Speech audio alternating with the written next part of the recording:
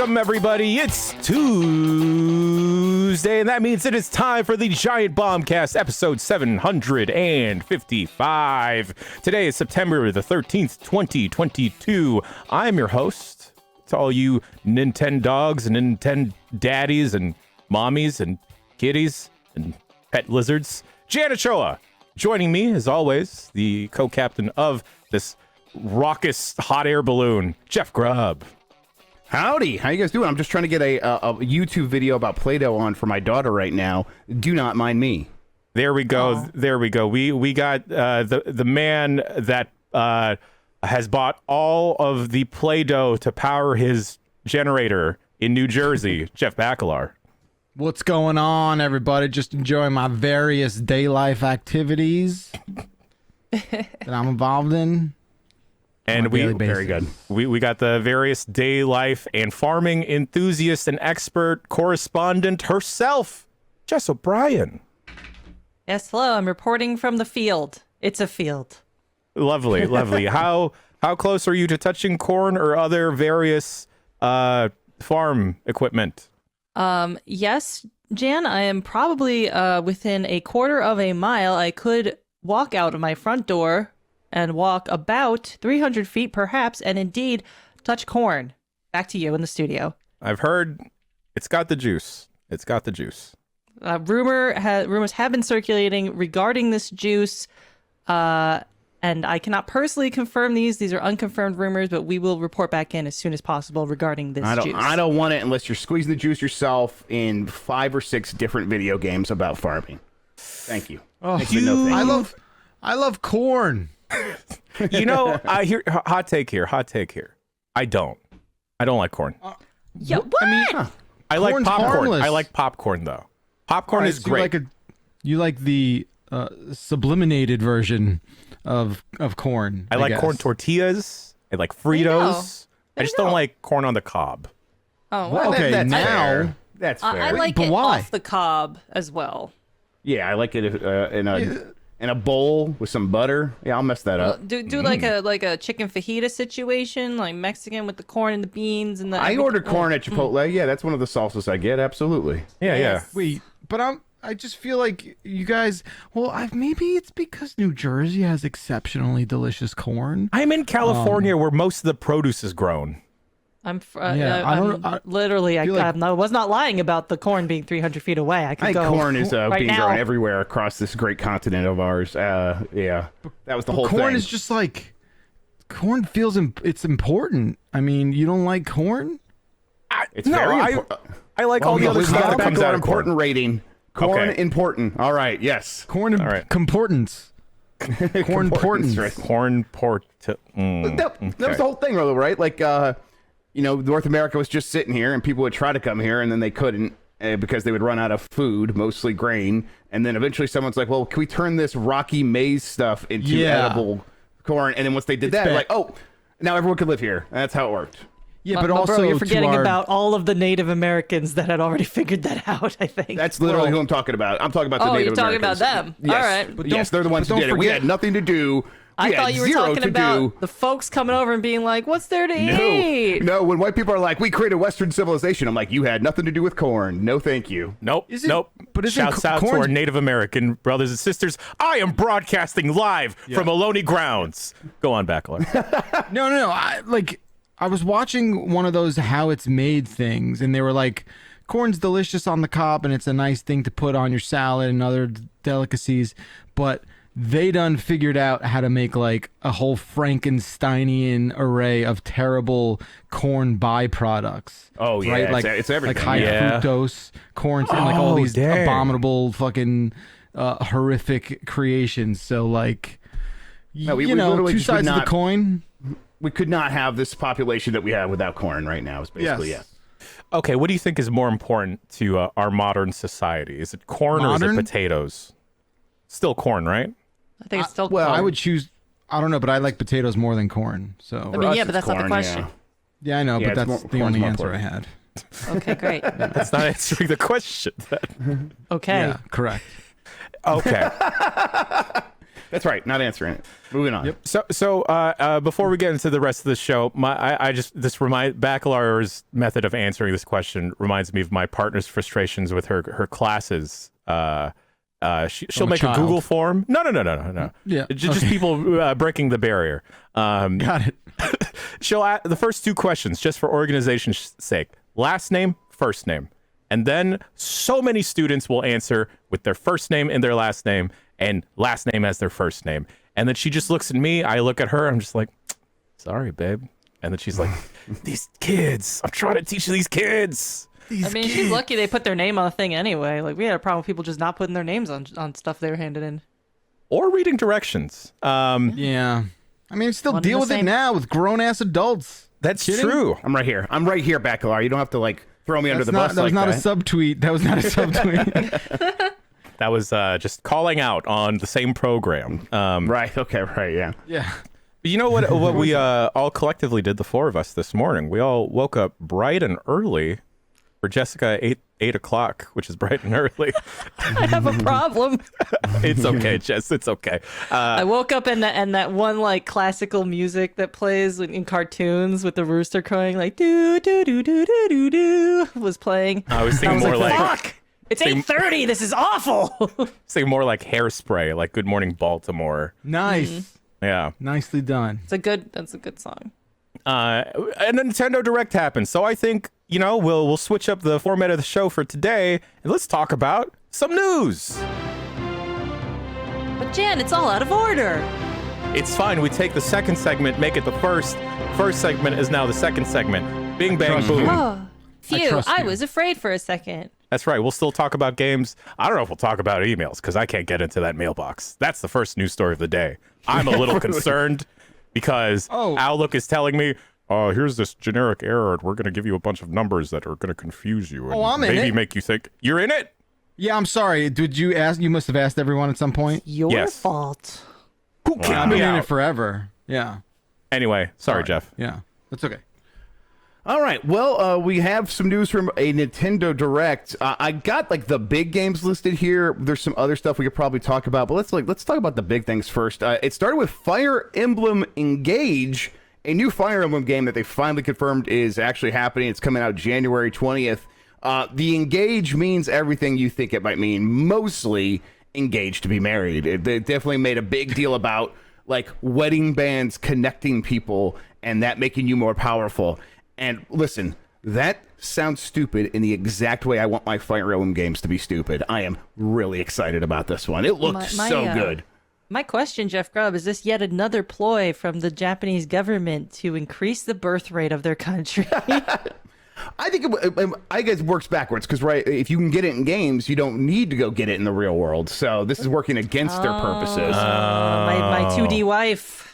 Exactly. Yeah. You got your 2D wife, you're the 3D wife. That's another problem. Right. They show this off. The big things here are it's exactly what you would expect in terms of it being Fire Emblem.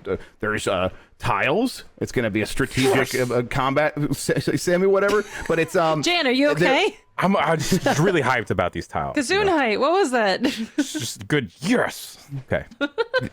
The developers on it is as always Intelligent Systems, but once again working with Koei Tecmo, as well as Gust, which is a sub-developer of Koei Tecmo that seemed to be working a lot on the visuals for the game, and it really is quite a major upgrade in terms of the visual style over Fire Emblem Three Houses, which was the previous Switch Fire Emblem game. And also, January 20th, that's soon. Like, within 6 months, we're going to be playing this game. I was honestly surprised that it's that close. I would have assumed. Well, I mean, how long has it been since Three Houses? It's been a couple of years. 3 years? Yeah. 3 years, right? Yeah, but like from announcement to release, it's a very short engagement period. There she is, everybody. This is listen. You know what? You're right. Here she comes, O'Brien. We got to be making those jokes with this. They're asking for it. This is what needs to happen. That's why they pay me the big money. Make terrible jokes. That's right. Just really put that do on your punch card. We'll yes. we'll Right collect now, that you later. can just clock out. You're good. Yeah, You're good. okay. You can't Okay, have it bye. otherwise. They're supposed to pay you overtime. It's one of my favorite things about Fire Emblem was not in Three Houses, but in Fire Emblem Awakening for the 3DS, it was the like putting characters next to each other, letting them get stronger because their bond was growing, and then on top of that, having them get married and having like the ramifications of that. Oh, they had a kid, and that kid is coming back from the future and fighting alongside you. All that stuff was really cool. If they play up that side of things, the core strategic gameplay of Fire Emblem is so strong that's like, you know, those two pillars can hold up another one of those games easily. I'm very excited for more of it. Yeah. From the looks of the cover, it looks. I'm going to assume you can either pick to play as a male or female. Unfortunately, I'm also going to assume that they will not allow same-sex marriage. Yeah, Nintendo has kind of softened up on that stuff recently, but yeah, I think it would be. I would not assume that they're going to enable that. I would wait for them to explicitly say that they're going to enable that. It is interesting because, like, from a company, like, real life perspective, they are being cool with domestic partnerships and gay marriages and putting them on the, you know, benefits plan if you are a worker at Nintendo. So yeah, it's like, okay, there's that, but can you also maybe do this for everybody too? That'd be nice. I want to get my himbos engaged. Yeah. Right. And we'll see more of this game very soon. Again, coming out within a matter of months. So hopefully we'll get that answered like definitively here pretty soon. I wouldn't be surprised if they do have it and they're going to make a bigger deal about it because it's something that hasn't been in there before. And like we were saying, Jess, like Nintendo has been more open to that. This is a thing in their workplace. So why wouldn't it be in their games as well? Some people say it was in the trailer. We'll watch. It went by very fast, and there was a lot happening. And I was very overwhelmed by the fact that they just called it Engage and made the game about marriage. So, but yeah, we'll get it confirmed one way or the other and find out for sure. The next big thing was Octopath Traveler 2 coming out February 24th. So they're already filling out next year's release schedule. Any Octopath Traveler fans here? I bounced off of the first one in a major way. It wound up really souring me on that whole 2.5D art style. But this one, it looked like, you know, they've learned a lot of how to flesh out that art style besides just depth of field. Mm-hmm. Right. And I didn't play it myself, but I watched my partner play a pretty good chunk of it, and his main reason why he wasn't super duper into it, and I think he bounced off of it at some point, was that the you know, there's 8 different characters, and for some reason, according to him at least, in the first game, none of their plots really intertwined at all or like touched on each other. Maybe he's misreporting that, but Jen, you're making a face like you're searching. You're searching for the answer. I think that's right, because I feel like I put like a good chunk of time into like at least 2 or 3 of the characters. Mike says that's right. Their paths okay, never Mike says connected. That's right. Yeah, but like, none of them really, you know, came together or intertwined in any way. And it seems like Octopath Traveler 2 is saying they will. Yeah, here I think they just outright showed like all the characters on a like several different kayaks or boats or whatever interacting at some point. So that would be an improvement, seemingly. I think that the HD 2D is looking better than ever. It is a style that had a lot of shine and shimmer to it when it first came out. And I thought they would just kind of rest on those laurels going forward. And it seems like, no, they've been making subtle and then also noticeable improvements to what each of these games looks like. And I think, you know, maybe Live Alive will still end up being the best looking one for me, just because I think its design choices really clicked in terms of bringing forward those 16-bit sprites. But this game's like right next to it from what we've seen so far. So I'm into it. Octopath Traveler 1 was definitely not going to be my type of game. I'm going to go play Live Alive first. And then if I'm still thirsty for some of this, maybe I'll check out Octopath Traveler 2. We'll see if I get quenched.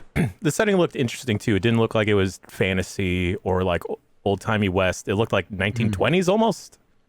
Yeah. It seems like they were going to different places too. Like there was a lot of different variety in that stuff. So yeah, we'll see how that ends up working out. GoldenEye 007 is coming to the Nintendo Switch Online expansion pack, and it's going to have online play. This is the Nintendo 64 version of the game. They are just updating it so it can play online. Okay, I'm ready. I like GoldenEye 007. We knew this has existed for a long time. We also knew that Nintendo and Microsoft and Rare and MGM would all have to work together on it. Seems like they got all that stuff out of the way, and right as Nintendo was making this announcement in in the Nintendo Direct, Microsoft confirmed that a GoldenEye version, the HD version that we knew leaked a while ago that they stopped working on after it almost came out. Well, now they are actually putting that version of the game out on Xbox. It'll be part of Game Pass, and you can just play it online with your friends. So, oh wow, yeah. whoa, Cool. That's Cool, the huh? bigger story there. Yeah, Yeah. and it's interesting because you like wonder like how the conversation happened. Like, you know, these are two companies that clearly were like, we're okay with working with each other, but do we want to like have the edge? It seems like one of the reasons this probably didn't happen was until Nintendo got a chance to announce it themselves, because they wanted to be the ones to like put it in one of their showcases, and so the Microsoft had to just like have the tweet like at the same time, in a sort of lame way. But yeah, this is cool. I will totally play an HD version of GoldenEye. I'll check out the N64 one again, whatever. Yeah. But it's definitely very cool that that HD one will be out there and people could play it. It's not going to be something that takes over the world, right? No. We're going to play a few matches. No. Probably we'll have like one day where we play this, and then maybe I'll go back to it someday again. But that's fine. It's okay. That some games can just be that, right? Yeah. I Yeah, have a question or some point of confusion from the chat. The Xbox version, will that have online, or is online only yes. for the Switch? No, Will? this is like this is completely rebuilt to work with Xbox Live, and it's like it is still that game, but it's HD, it's improved visuals, and it will run online. You'll be able to play. Yes, it's going to have even more features than what I would expect from the N64 like version. multiplayer online, or Yes, multiplayer online. wow, oh, Yep. because like the it's- chat's confused that Xbox has no online. Yeah, it should have. Here, okay, let me check. Okay, so people are saying no. Let me double check. All right. They said no multiplayer. Oh, interesting. Okay, wow. All right, so this is from Randolph Thord. Okay, let's clarify this. Thank you, Jess, for pointing this out. I Yeah, know sure. everyone is super happy about GoldenEye coming to Nintendo and Xbox, but it seems that multiplayer will be and might be exclusive to the Switch version.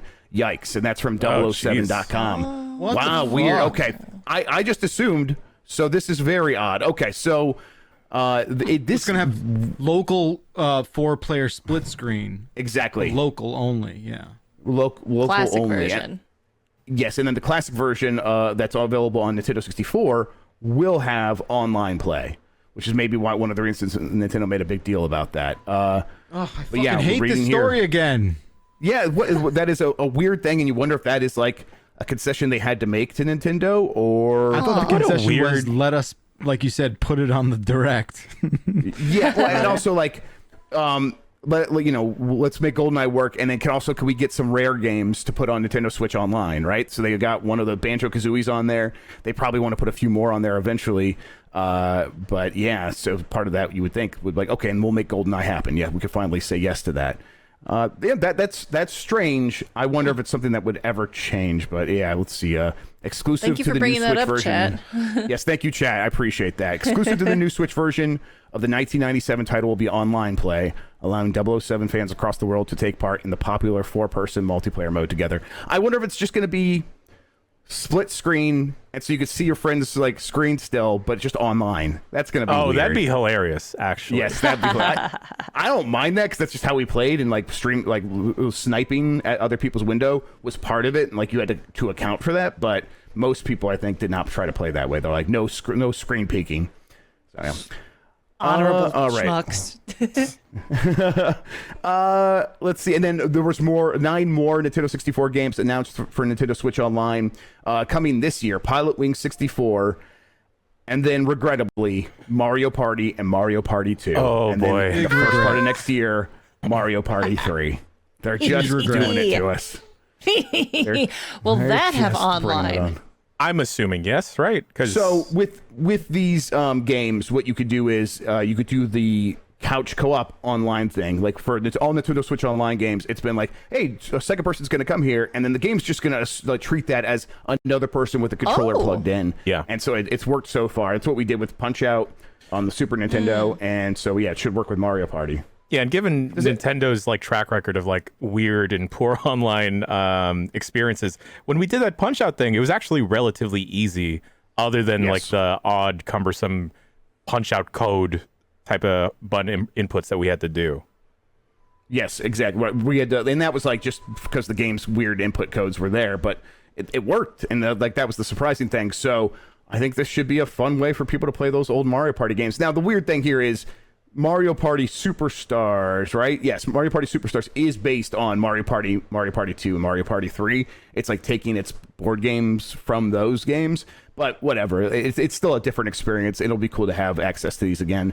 After Mario Party 3, we'll get Pokemon Stadium and Pokemon Stadium 2. Nice. 1080 snowboarding and Excite Bike 64. I don't know if they've expanded on Nintendo Pokemon Stadium exactly how you'll be bringing your Pokemon into there. Will that connect to like Pokemon Home or something? I have no idea if they confirm that somewhere. Very curious about that. Yeah, 'cause I feel like the whole allure for me as a kid was that you can, hook up your Pokemon Red to your system and import your Pokemon in, and that was like a huge, huge deal. So right, and you would want to be able to like doing that online against friends. That sounds like something people would want to do. Yeah, I'm thinking because it's completely possible. It's the most obtuse thing to do in the world, but you could theoretically grab a Pokemon that you had from Pokemon Stadium N64 original, bring that bad boy all the way up now to the Nintendo Switch, throw that bad boy in Pokemon Home, and then if this Pokemon Stadium has functionality to import from Pokemon Home, you could put them back in that's crazy. Pokemon Coliseum Stadium. Sorry. Wow. People are saying that there's no transfers, which sounds actually right, because how would they do that? They'd have to build a whole new system and linking thing, and they're just probably not going to do that for Nintendo Switch Online. But whatever, you still have the mini games in Pokemon Stadium. The two most important games, 1080 snowboarding and Excite Bike 64, two of my favorites for that system. So it seems like it's coming in this order too.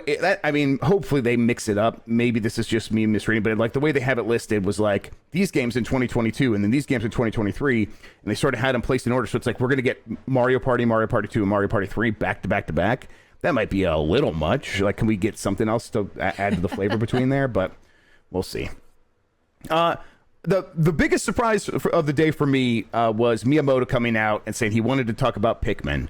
And being like, hey, Miyamoto, I always want to talk about Pikmin 2. Let's do it. And then he talked about Pikmin Bloom for a couple of minutes and just said that game still exists. You should play it. And then he confirmed that Pikmin 4 is still real and is, in fact, coming in 2023. Are we excited about this? Because I'm excited. What a roller coaster of emotions I felt during that, because it immediately was like, oh shit, Pikmin, and it's a stupid mobile game. I don't care. Like my morale was at an all-time low, and then he yes-anded it, and it's like, guess what? Pikmin 4 is happening, and I couldn't believe it. It was awesome. They didn't show much of the game, but they did show a screenshot, basically. I loved Pikmin 3 Deluxe. It was definitely the best one of those games yet. So the idea that they could build on that and do even more, and I don't know, something about the way that what they have shown, like that screenshot of the bench that the player was underneath. It's like, oh, we're always kind of like in the woods among litter, like going into like an actual park. Maybe that could change things, like being like the little guy in a big park. That maybe there's more cool implications for what that could mean for human trash. What if it's an open world? It's huge. I mean, I think it could work. I think it could work. What's crazy is like I love the first Pikmin game, and I have the second game and the third one. Never played it. What is wrong with me? I think you will adore Pikmin 3 Deluxe. And Pikmin 2 is great too, but Pikmin 3 Deluxe is just so solid. They streamlined it so nicely. Never played any of them. Looking forward to it. Really? Yeah. Good games. Didn't have a good old GameCube, you know? Oh. Well, eventually. The technology is here to rectify that. There's no way. Exists, yes. There's no way to do it. Every computer can support those on Steam Deck discs. Oh, yeah, exactly. Just shove it into the USB slot. You just gotta I'll borrow one of Tam's GameCubes. That's right. He's got like 11. Yeah. Let's see, Mario Kart 8 Deluxe Wave 3. They only confirmed 2 of the courses so far, I believe, Peach Gardens and Merry Mountain. But I saw those like Christmassy elements in Merry Mountain, and it got me ready. I'm ready for the holidays. I'm ready to go race on that track. It looks like a lot of fun. Too soon. I'm ready. Well, listen, I'm not. I want to do my Halloween stuff first. I am ready for the time to track. Well, they could still maybe have. I feel like one of the tracks they put out is kind of spooky. Maybe not. But there's like a couple definitely like spookier ones, I guess. But yeah. I don't know. Like I don't know what's left to release of spooky tracks because I'm not familiar with all the tracks from all the different games. So come on, there must be one. It's a lot. It's a lot. You're right. Straight I mean, to there's Christmas. still this pack still has 2 more tracks to be revealed, and so we're gonna probably maybe that will come true because also it seems like this wave might come a little bit later. So maybe it'll be after Halloween when it actually releases, because I don't think they set a release date or anything like that. So. Yeah, because that last wave came out pretty recently, I think, right? Like maybe less than a month ago? Like a month ago? Yeah, that sounds right. So we're probably still like 2 or 3 months away. Well, two-ish months away, and that would put us kind of up close and maybe past October. Yes, and then, speaking of Halloween, Bayonetta coming out October 28th? Question mark? It is coming out October 28th, and they showed a lot more. I remembered the date when I typed it in the doc. Yes, good for me. That game looks great. I can't wait. I can't wait to play it. Bayonetta 2 is a classic. I love it. I hope that Bayonetta 3 lives up to it. We've known this is coming. It's just nice to get a reminder that, hey, this is still one of their big holiday releases. So, what are the thoughts after seeing the latest from Bayonetta? I just want it to come out. Because I feel like it's one of those games that they've been teasing, they've been talking about. We've seen trailers for like 12 years now. I'm very happy for How Bayonetta long has fans. it actually been? How long has it actually been? Oh man, Since they announced it. Since they announced it, it's like what, 4 or 5 years? God damn. All right. Well, better late than never. Yeah. I would be lying if I said that some of my enthusiasm, attention, desire to play that game has evaporated a little bit in these trying years. Totally. But I enjoy both of those games a great deal. I'll see how this one plays on a Switch, which I'm also, don't forget, Switch was getting older too this whole time. So we'll see. Yeah, well, some of its best looking games are coming out right now, but that doesn't mean that Bayonetta 3 will get that same treatment. Yeah. It's from a beleaguered Platinum Studios that has had some ups and downs recently. So why call your studio that if you're just going to wind up matching to that whole ethos? Don't just be Platinum, not beleaguered Platinum. Dang. Yeah, right. Can't believe they added that. That was a miscalculation on their part. Absolutely. Not Jan. all games can be the wonderful 101. What can I say? Before we get to Zelda, does anyone else want to point out anything else from the show that stuck out to them? I mean, we got stuff like Final Fantasy VII Reunion, that Crisis Core remaster. Yeah, that's actually pretty cool. Right. What was the detective, spooky detective? Oh, anime? from the Danganronpa people. Yeah. Yes. that was cool. Master Detective Archives Rain Code. Right. I'm so excited. I love Danganronpa like a freaking idiot from Something Awful Like I Am. But and so I'm just like, I want more of that stupid shit. Like people in chat have not forgotten that you said Danganronpa. So Danganronpa, I'm just throwing that out there. This is the game with like the I guarantee you Dan has not played it either. Probably not. This is the game with like the black and white teddy bears, right? Or Yeah, the bear? Monokuma. Okay. Sure. Yeah. Just despair? Anyone? Despair? Bear? The bear that likes despair? Yeah. Is that what they that's sing about in cool. Les Mis? Just despair, yes. They do. The color of despair. Sorry. Very that's niche beautiful. joke there. Radiant Silvergun is coming to the Switch today. Oh, right. That's pretty cool. Everybody's Golf is getting a spiritual sequel that has quietly released on Nintendo Switch. There's a lot happened, but also of course the literal 5 farming games. An obscene There's so amount of many farming farming games. games. God. Which don't one? understand Okay, it. everyone has to pick one. Harvestella. Which one was for you? Harvestella. Why? Guess. Yeah, Harvestella. I don't know. It looks like it's kind of like near occasionally, but with farming. So maybe I'm going to fight a mean pumpkin. Was that the one that was kind of like apocalyptic-ish? Like, this is the last summer? Yes. Yeah, they that's definitely the were like... one that... Yeah. Was that started with like some grim dark words, yeah. Was that like fight death by farming? Was that one? Like the season of death, I think. Yeah, this is the season of death. Season of Better Death. get Yeah, out your Season of Death. hoe. They said that, yeah. You know, Yeah. better I'm water right these here. crops. Yeah, Marino's right. It's almost like Animal Crossing and Stardew Valley were popular 2 years ago, and now we are reaping what we've sown. Hey. Nice. That one, I don't remember what it's called. The multiplayer one though, the 4-player one where the guy was just running along and just dropping fence post so fast. I'm like, oh, that looks like streamlined, and they've thought out how to make this quick and fast paced for multiple people to play together. I could be super into that. So that one is Fae Farm, I believe. Fae Farm. Thank you, Fae Farm. Thank you, chat. I'm down for Fae farming. Yeah, it turns out maybe kids also enjoy the gaming act of farming and not actual farming. Yeah, it turns out that farming might be actual backbreaking work, and so pretending to do it. Those Gen Zs, they don't want to break their backs working in corn fields. So yeah, I mean, The corn lobby trying to trick the youth into the agricultural arts. Yeah.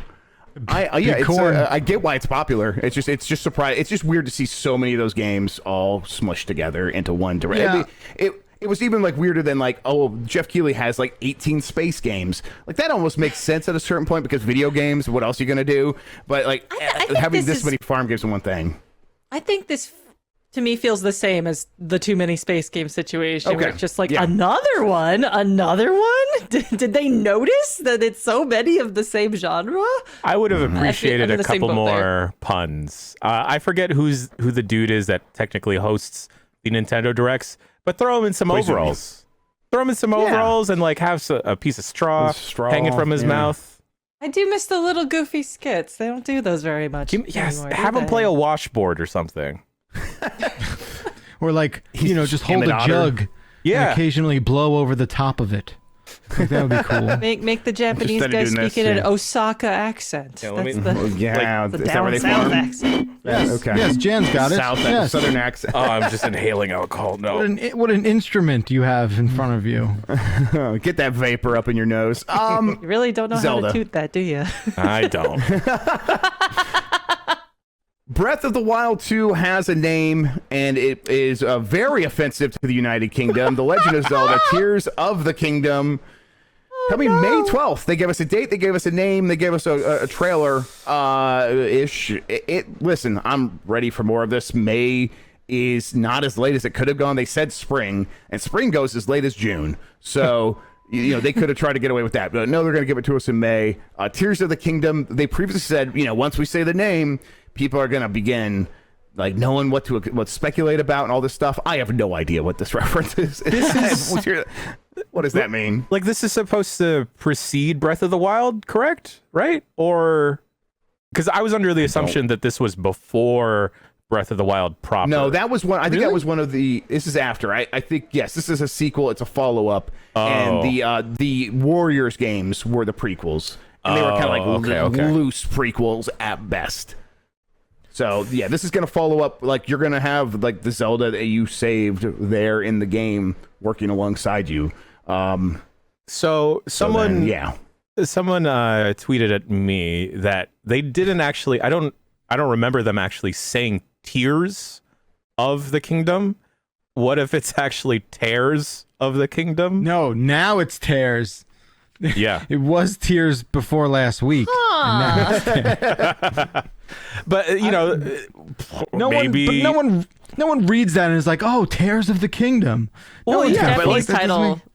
Japanese title confirms awkward... it's Tears. Okay. Think about all the awkward titles we saw today, right? Sure. I mean, I have various day life on the brain. There, But yeah, I don't know. We saw like a quick snippet of Link climbing on some things, a space elevator, a hang glider of sorts. He just jumped off of... Yeah. That hobgoblin glider was cool. Straight up skydiving animation for Link. Not like his normal fall animation, a skydiving tummy first animation. Do you think his hang gliding will be affected when it rains in the game? We can only hope. Probably a little bit. Yeah, probably a little bit. Yeah, and I kind of like it. I kind of like that. Sky tears. Is that what you mean? Yes, sky tears. Tears from the sky. Tears from the sky. Is that? I'm not crying. It's just raining on my face. There you go. That's right. we know this game is going to be a big deal. We're going to have to wait to see more of it. And I imagine that the next time we get more of it, will be a Zelda Tears of the Kingdom focused direct, probably sometime next year. So maybe in like March or something like that. Maybe they wait till April, right before May, before they do that. But yeah, I'm looking forward to hearing more about it. Right now, I'm still like, oh, okay, yeah, we got the name. This game actually feels like it's coming out now. But that's all I have going for it. I am surprised. Obviously, I was saying that we were hearing about the Wind Waker and Twilight Princess ports. I'm a little surprised they didn't just put those out in like December, just fill in a gap with those games. But it seems like they might not do that. So that's it's pretty strange. I wonder if those games just eventually come out or never actually come to the Switch, which would be odd. There's not many games they've left on the Switch. And so those would be the most notable of all of the first-party Nintendo games to not get ports to the system. In terms of big releases on the Nintendo calendar, we have Bayonetta in October, Pokemon in November, I believe. But Yep. holidays, is it only the Mario Kart courses, perhaps? Yeah, right now, I still think there's a chance that Metroid Prime Remaster. I know people aren't going to want to hear that. But For your sake, I hope. I mean, come on. Your hair's on the listen. line. Listen, it's been a long time. It's time for a change in my haircut anyhow. But I think they probably just didn't want to talk about Metroid Prime 4 today, and you can't talk about Metroid Prime without talking about Metroid Prime 4. So I think they're like, you can just put out a YouTube video, a tweet about Metroid Prime Remaster, and announce that that's coming out for its anniversary. But you can't go in a direct and say, hey, we have Metroid Prime news. Here is Metroid Prime Remaster, and then not mention 4. And it's like if they, the next time they want to bring that up, they want to have something to say about 4. Maybe they just weren't ready. And also you have Zelda. You don't want to distract from Zelda by talking about the bummer game that's still far off. So that's my read on the situation. But That sounds like you're conflicted internally there. Sounds like I totally. It's weird. If it's coming, why wouldn't they have announced it today? Absolutely. So, but that's also the only. You genuinely think they could not mention 4 if they announced a Prime remake? No, they could, but if they didn't want to, then they couldn't have mentioned. I don't think they could just come out and say Metroid Prime Remaster without mentioning 4 in any way. I don't think so. So now all of a sudden, your hair is now living and or dying by them being forced to even talk about 4, right? Unless they just quietly release it. Well, if they quietly release Metroid Prime Remaster before this holiday, yes, my hair will be saved. Your hair is safe, and they avoid having to talk about 4. Exactly. Yes, and we all get what we want. It's the perfect play. It's the perfect crime, really, is what it is. I don't know. It's Nintendo. They're weird. Don't say. I'm mostly though happy with that direct. That was a pretty good showcase. Yeah. Big. I'm not big used direct. to being so thrilled with a Nintendo Direct. Right, there was a lot of games I cared about, and even the ones I didn't looked very like that Danganronpa follow-up. That looked really cool. I'm probably not gonna play it. It looked really neat. That was out of left field for me, and also Pikmin 4 was out of left field for me because I thought that's never gonna happen. I don't know. Yeah. So wow. Is it naive for me to just blindly trust Nintendo with Tears of the Kingdom? Because I don't know why I have this hesitation with God of War Ragnarok that it's not going to live up to my expectations of a sequel to the God of War good game. Vibes. I don't know. I think they did such a really good job with Breath of the Wild. That if you're into Breath of the Wild, right? There's some people who aren't into it. Absolutely, you're valid too. I understand your complaints, but if I did want more, just more of that. And if they could just do more of that, but a little bit different, I'll be happy. I'm not expecting super revolutionary stuff again. I just want more of the crazy shit they already did. Personally, it has been 5 going on 6 years since that game, so it will have been a full generation, and you would expect, and we're in a post Elden Ring world, the expectations are going to be pretty high for it, and yet they did such a good job with Breath of the Wild, resetting expectations and proving that they can change up the formula in a way that still feels very much like a Zelda game, that maybe they get a little bit of a pass, and maybe that's what you're talking about, Jan. We were like, listen, they got the W, they proved that they could do it. If this game comes out and is more of that, I'll get it, but it has been so long now that it would be a little bit disappointing. I'm not the biggest Zelda fan. Like, I just know that Skyward Sword soured a lot of folks, but like Breath of the Wild, Grub, you're right. It was that big reset for a lot of people. And then, like, to a lot of folks, Breath of the Wild is like their best game of all time. So, I mean, it's also like the most played Zelda game by far, just by like a huge margin. To many people, it is Zelda. So it's almost like we're on a new generation of what Zelda fandom is. I hope that Tears of the Kingdom brings back traditional dungeons, because as much as I did like the Divine Beasts, right, I like the Divine Beasts a lot, and like how effective it was at using a small space to make it really interesting, complicated, clockwork, almost kind of like huge puzzle out of it. I still kind of just miss having dungeons and navigating dungeons and getting keys to the doors and da-da-da. Like, I don't know. I'm hoping they bring back just straight up dungeons. Yeah, I think you're onto something. I think that's likely. I think that the way you do it is Zelda is trying to shore up her kingdom, make sure nothing's going to happen again. And in doing that, some Hyrulean soldiers stumbled across this entrance. And now we're going to send... Princess Zelda is going to go in with Link, and they stumble across the corpse of Ganon, and this is shatters your first... the MacGuffin of time, or whatever. Yes, exactly. And then you got to go to the different places and get it. Right. Sausage and now you have to go into these time. 8 different dungeons, and I think that could be very cool. I think bringing back dungeons now after proving the open world format. And implementing those two things together, that's the way you do it. I think that makes the most sense. I'm trying to think of like what other lessons has Nintendo learned since the original Breath of the Wild to here, and I feel like, I don't know, they know how to use their tools the best to make a game look amazing. So cooking sped up do in a you way think, you can't imagine. The elephant in the room that a lot of people are worried about, weapon durability, is that coming back? Because that is a big part of Breath of the Wild. So. I just hope it's maybe a little bit more generous. Yeah, I think what it needs to be weapons breaking, and I never do. That was the only game where I'm like, this makes sense that weapons break. It makes me be more flexible and stuff like that. Every weapon is a one-hit stays. weapon. That's what we're doing. I think you might like maybe make it a little bit more durable. But I think once you're like the idea of a weapon running out in the middle of combat was not new in Breath of the Wild, even beyond like obviously weapon durability. But it's something that works in Halo too, right? You fire your gun, the gun is empty, and you don't have a reload there. No, you drop it and you pick up the guy you just killed. You pick up his gun now, and that was what they wanted you to do in Breath of the Wild. I think they need to find a little bit more of a more elegant solution to trying to convey that idea. But I know overall the idea of the game pushing back against the player and saying, no, don't rest on anything, don't do the same thing, you need to be on your toes.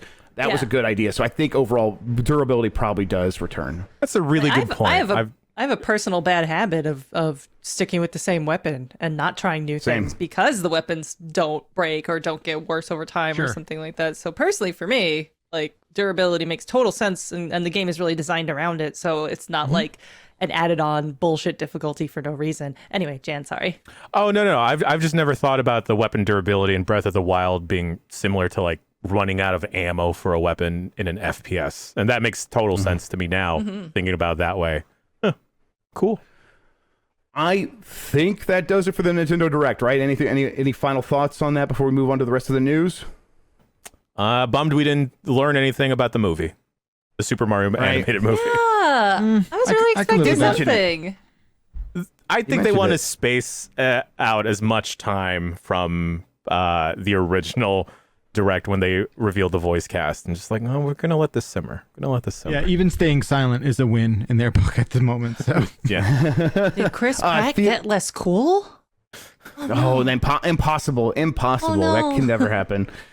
Theater Rhythm, you guys seemed mildly excited. No, that's a lot of songs. 500 songs is a lot. 500 songs. Maybe, like I said, I don't think I can list 500 songs. Okay, one day, if there's absolutely nothing to do on a Wednesday or Thursday, hours to kill. We have hours to kill. We are going to sit for a good hour and a half in a completely blank room. Yes. No, and only I can list Only I can list the songs. Nobody can I help think me. even This is together we about would me. struggle to get to 500. But okay, if you want to do it, yeah, fine, that's fine. But no internet access except for to stream it out. That's The it. rest of Nothing. us will Yeah. try and like clue you into things and just like, hey, Jess. Yeah, we can't. about this no, we can't genre? speak. It's all we got. All just body language and stuff, and man. Charades. charades. All right. Well, All right. how do I You know what? pantomime Tokyo Drift? That's a song? Oh no. You know what? I don't think there was enough video game news yet today. I think more video game news should come out today. And boy, am I lucky because there's a state of play happening basically right after we're done here. Right? It's is it 5 or 6 p.m. Eastern? 6 p.m., 3 o'clock, 3 p.m. Pacific time. Okay, so it'll be about like there'll be like an hour 45 minutes between small gap, but we're basically gonna go right into this and we're gonna talk over that. They're gonna talk about 10 games as they say for the PS4, PS5, and PSVR 2. We can speculate a little bit. I know there's a few maybe embargoes here and there on some stuff, so we got to be careful with what we speculate on. But I don't know. Do you think we get something like one of their live service games? Do we get SOCOM? Do we get MAG 2, the massive action game now got more massive? I don't know why I really hold SOCOM to such a weird fondness, but I would not lose my poop. Do you but I really? get fairly. Yeah, I guess it's like A lot that of people game. do. I think a lot that of people game, like SOCOM. Yeah, playing it as like a 14, 15-year-old and just speaking voice commands into the shitty little headset, it felt like I was living in Yeah. the future. Yeah. Oh, okay. That'll explain it. That'll do it for a young person. Yeah. I get it. Yes, I think it was formative. I think it was a formative online game for a lot of people. I wonder how Sony feels about SOCOM. I have zero clue what they think, like where they hold it within their own personal pantheon. Yeah, sometimes there's a divide, right? There's a divide Yes. between like the audience fondness and the actual internal appreciation for their product. Right, like I like Warhawk and Jumping Flash. Well, I guess Jumping Flash is Jim Ryan's favorite game, of course. Everyone knows that. But I still don't think there's much chance of like some of those games coming back anymore because they just fell out of favor. And you wonder if like is SOCOM on the bubble or is it already in that never coming back zone? I guess any other predictions for this? Like any idea of like what we can expect? I know they bought a lot of studios recently. What do you think, Jess? Knack 3. Some spirit overwhelmed and possessed Jess for a second. Audio listeners, I don't know Mark if you. What if Cerny, that- are you there? Mark Cerny, is that you? Let's hear you. Do you want pictures of my ears? I'll give them to you as long as I get Knack 3. I don't know. I think it's odd that they specifically list the PS4 there. Yeah. Versus just saying PS5 and PSVR 2, and then just having a little asterisk saying like, "Hey, this is coming out to PS4. This one is not that one." Instead of saying PSVR 2, did you say PSVR? Yeah, PSVR 2. Pisver. It's always Okay, been cool. Pisver. Yeah. It has always been PSVR. Okay. I had to re-record the video I made at CNET because I was calling it PSVR. Went back, dubbed it Pisver. I know. Man, you guys are so efficient. It was all ADR, but still. That's even Do better we- than the rules. Do I dare mention? Do I dare to dream Yes. that Dreams, you know yes. what? Yes. Yes, Yeah, they you know obviously what? are going to make this No. game. No, probably not. That What you do know you mean? what Wait. might show up? Wait, Just say it, Jess. Just say it. Silent Hill. Silent Hill. I 2. wasn't thinking that. The remake by people who should not make it. Oh my I god, I hope- I hope don't you know. So love we got this game. Pikmin 4. I hope I you don't know. love this Yeah, game yeah. so I'm much. just trying to- possible. Gonna balance out the universe here. So yeah, I don't know. Maybe. You're going to love it. You're going to can't- love every second of it. I hope so.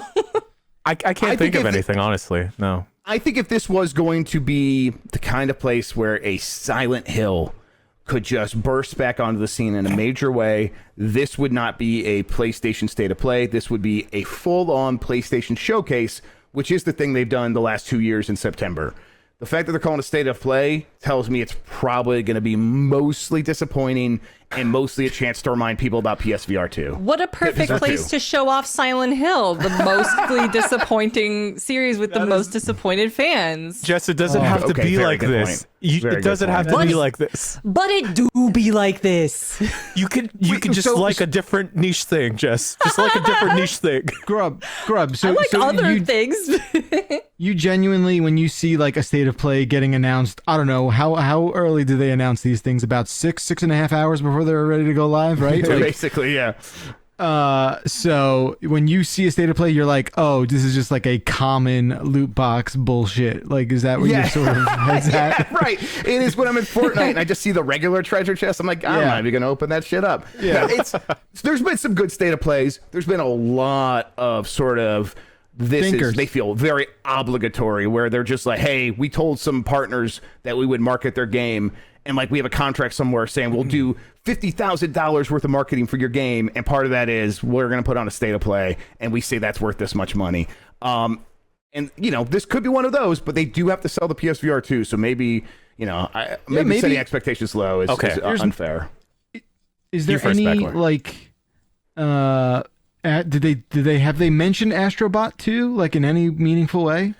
The studio has said that they're working on something huge. So this could be that. This could be fashioned around that. Yeah. If that gets announced, I will be very excited. So obligatory. Educated. I don't know how I said it. Yeah, you added a few more syllables on that. I did. I got in there and I roughed up that word. Obligatory. Yeah, I messed it up, guys. And I don't mean like, I mean like I got in there. I really showed it who was boss. That's what I mean. Yeah. Yeah. Executive. It's in the hospital now. Clibbered. Educated guess is I bet we'll see something from Street Fighter. And other educated guess. Oh, God of War. They'll be like, hey, don't forget. Yeah, it's God of War, probably. Street Fighter 6 that we already know about. I don't think they're going to show a new character. Oh, and maybe something from the Disney showcase, Disney Marvel showcase from last week. Yeah, Final Fantasy comes back 16 is around. an interesting one, chat. Well, I don't know about 16. I don't know. Street Fighter 6 has a big showcase from Capcom themselves, like in 2 days, or like in 2 days, like in a Tokyo Game Show. So I guess that doesn't mean they couldn't show it here as well. I guess we'll see. People are saying Metal Gear Solid Remaster. I would love that, but I don't. I just think that's another one that feels like it would be a PlayStation Showcase worthy thing. But we're going to find out very soon. By the time most people are listening to this, honestly, this will have already happened. So we should move on. And if you want to see us react, that'll be up on the site. Bonnie Ross has exited 343 Industries. She was the founder of the studio. She had this to say on Twitter. While I had hoped to stay with Halo until we released the winter update, I am letting you know I am leaving 343 and attending to a family medical issue. I'm incredibly proud of the work and everyone has done at 343 Industries on Halo Infinite, the Master Chief Collection, the Halo television series, and so much more. It has been an honor to serve amongst the team for the last 15 years and to be a part of a universe that I love. This is a situation where it's like, of course, this is someone who is going to go do something that's more important to them than making a video game right now. And of course, do that. Halo also in a pretty rough spot. It feels like maybe it could be right on the cusp of jumping back, because Forge, the more I see from Forge, the more I'm impressed by what people are already doing with that stuff and that community creator thing. So it's like, oh, she could have stuck around. Maybe this winter update could have started changing around the stuff, and she could have had that last victory lap before moving on. And it's a shame if that's the way it goes. It'll be a shame that she wasn't there to take, get those spoils, but she'll still get that credit. And in the meantime, obviously go be with anyone who is sick in your family. Totally. You want to take care of them, right? Yeah, I also hope that like the sudden change of leadership doesn't hurt or affect 343 too much, because I know that with the delays and Forge and everything and just public reception of Halo, I just hope it isn't too much of like a bust to the morale. Yeah, I the way she phrases this, I hoped to stay until the winter update. I bet this isn't too sudden or too surprising. It just maybe things did get moved up a little bit. So maybe there was like a succession in place for when she left. It sounds like Joseph Staten took over the Halo like direction. Maybe he takes over the whole studio or something like that. I don't know if they've clarified one way or the other on that yet. But so far, it's mostly just, hey, the story is Bonnie Ross is leaving, and the future of Halo is still what they've explained. So just kind of stay tuned if you're a Halo fan. Yeah. We'll see what's next in terms Best of wishes to her family, obviously. Indeed, of course, absolutely, Oh. yeah, without a doubt. EA and Koei Tecmo are partnering for the next great hunting game. Electronic Arts has announced a new partnership with Koei Tecmo and its studio Omega Force to publish an original IP. The team behind Dynasty Warriors will develop the next great hunting game based in fantasy feudal Japan, EA said on Monday. They will hunt the most dangerous game of all, man.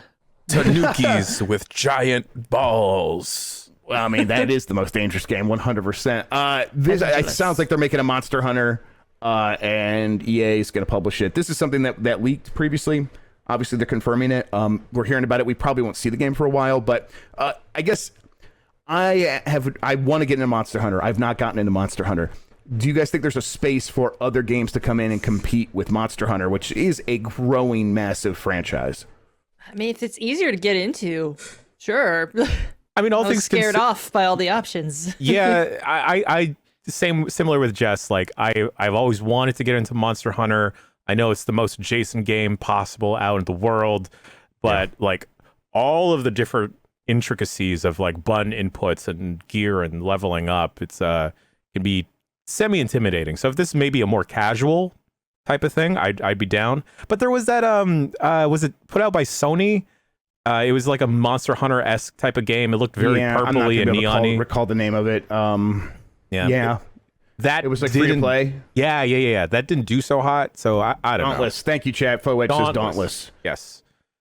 I don't know. I definitely think the appetite is there because the Monster Hunter audience is so dang huge. Right. And it's like if Monster Hunter World had not come along, maybe these studios wouldn't even be trying, but also it's like, oh, maybe if you do one that could appeal to the Western audience, obviously there's something there. But it's going to be tough. And they're not the only ones going for it now. There's also Certain Affinity is working on their own version of a hunting game. And I don't know. I wonder if like it will take you like 2 games before you figure out all the mechanics you need to put together. So if the first game doesn't sell well or doesn't perform well, do you get the opportunity to do that second try where things could really come together? I suppose we'll see. From EA's side of things, they are feeling really good about their partner program. That's that program that gave us Yarny, those Yarny games. I can never remember the name of them. Untethered, Untied, Unraveled. And then obviously It Takes Two most recently, and that was a massive success. It's like 5, 6, 7 million copies sold. So they're like, hey, let's keep rolling on this, see if we can make something happen. Still though, this feels a bit surprising from EA, right? That they're teaming with a Japanese publisher to make a Monster Hunter clone. Well, Weird, right? how is like EA's presence in Japan, if they have any at all, right? Like trying to like rack my brain about like what I mean. I'm sure Battlefield does like some sales there, and maybe some of their sports games, maybe sometimes, right? Maybe no, not basketball. They don't have a basketball game. So yeah, they probably would like some more in Japan. I bet It Takes Two was pretty successful there. But yeah, what if, since this is Koei Tecmo here, and they're Apex. Yes. Oh, Apex is huge. Yes. Koei Tecmo is famous for making the Dynasty Warriors games. What if instead of hunting one big monster, it's a bunch of them at once? It's just instead of one horse-sized duck, it's 100 duck-sized horses. Okay, that genre of game is underrepresented. There we go. Big Muso. Big Muso coming up, everybody. Look out. It's a giant moose in it. Is moose Exactly. Moving on, Square's troubled Babylon's Fall is officially being shut down. With the desire of delivering an exhilarating online... What a shame. An exhilarating 2 days away from retirement. They're shutting this thing down. The service is ending on February 28th, 2023. So... yeah, the game only launched in March of 2022, so not even a full year. It will miss a full year by about a couple of days. Almost made it. Babylon's Fall was a misstep from the beginning, and it was an immediate just wet fart, right? Because like within 2 weeks, 5, 6 people were playing at one time on Steam. So it also feels like it is the victim of Platinum being spread out too much and working on too many different things and just trying to get one of these contract games to hit. And this one definitely did not. And my hope is that's because the A team was over there working on Bayonetta 3, but also this is a studio that maybe needs to have a higher hit rate and be able to work on multiple projects, and it wasn't able to do that. And Babylon's Fall was a major misstep for them. But yeah, Splatoon 3 has smashed Switch launch records in Japan. Got this from Andy Robinson at VGC. Splatoon 3 has smashed software sales records in Japan, the company announced. According to Nintendo's data, the Switch sequel is now comfortably Japan's biggest ever game launch on the platform in terms of both physical and digital copies, with some 3.45 million copies sold during its first 3 days on sale. That's nearly 600,000 units more than the Switch's previous previous highest Japan launch of Animal Crossing New Horizons, and that was like for its entire first week sales. So 600,000 more than that. Crazy. Damn. According to someone who tracks this data, he does it on Twitter. He was saying this is the fastest selling game through the first 3 days of any game for any system in the history of Japan. Wow. That's crazy. What? Right? 3.45 million copies in Japan in 3 days is crazy. It's unbelievable. It is Onto. unbelievable. That's just Japan. That is like nearly as much as, it's more than many games ever sell, period. Yeah. Just Japan, Yeah. 3 days. And then if you're talking about games that do sell super, super well, it takes them a couple weeks to get to this point. For the games that do have like 8 million in their first week, that's worldwide. Yeah. This is just Japan. It is bananas. I had no idea. How many people live in Japan? Wait a minute. Like 130 million or something? Wow. I had no idea that Splatoon was so huge in Japan. It is massive. There are You were close, since the ga- Beckler. 125.8 million. So if How did you many know people, that off the top of your head? What? I have no weird stats like that, population stuff. So how many people bought? 3.4? 3.45 million. Like So 3.5 million. It's like roughly 2.5% of the country bought this game. That is no one. 2% of a country never does anything. That's No. crazy. Yeah. That's so nuts. It is a cultural phenomenon, institution. It is bordering on religious. It is its concerts sell out, and it's selling out stadiums or parks, like public parks and stuff like that. Concerts? Yeah. What do you mean concerts? Yeah, Concerts dog. with, like, you know how they would Gorillas, Gorillas has Yeah. like the digital characters up on stage. They do that, but with all And they like got the glow sticks in the crowd, yes, and Callie and everyone Marie are up dancing. there on stage, and they're singing. Also, Callie and Marie, by the way, Calamari. Callie and Marie are up on stage, Oh. and they're doing You didn't know? and they're doing call outs, and every single person in the crowd does their red or their green and pink thing right on the beat every time, and they're shouting because they all know the music because it's the I biggest want to go thing to in one of Japan. these concerts so bad it hurts. Like Me for too. anything. Like I- one of those yes. ones where I everyone didn't knows it and realize- everyone's got the glow sticks. Ugh. Yep. Until you said how many, I don't think I really appreciated how insanely popular Splatoon is in Japan. Yeah. Now that you mention it, I know that Splatoon, the whole series, has like a certain swagger to it, but then I didn't realize that swagger is just very adjacent to like Japanese modern culture. Yeah, I think it's I like thought it was very just like modern. Abby. Yeah. Turns out Abby was right about everything. Turns out it's Everything. really cool. Big in Japan, and by the like way. Big in Japan. on the fucking cusp of stuff. We were all just washed. No, Old men. I'm washed. Abby knew.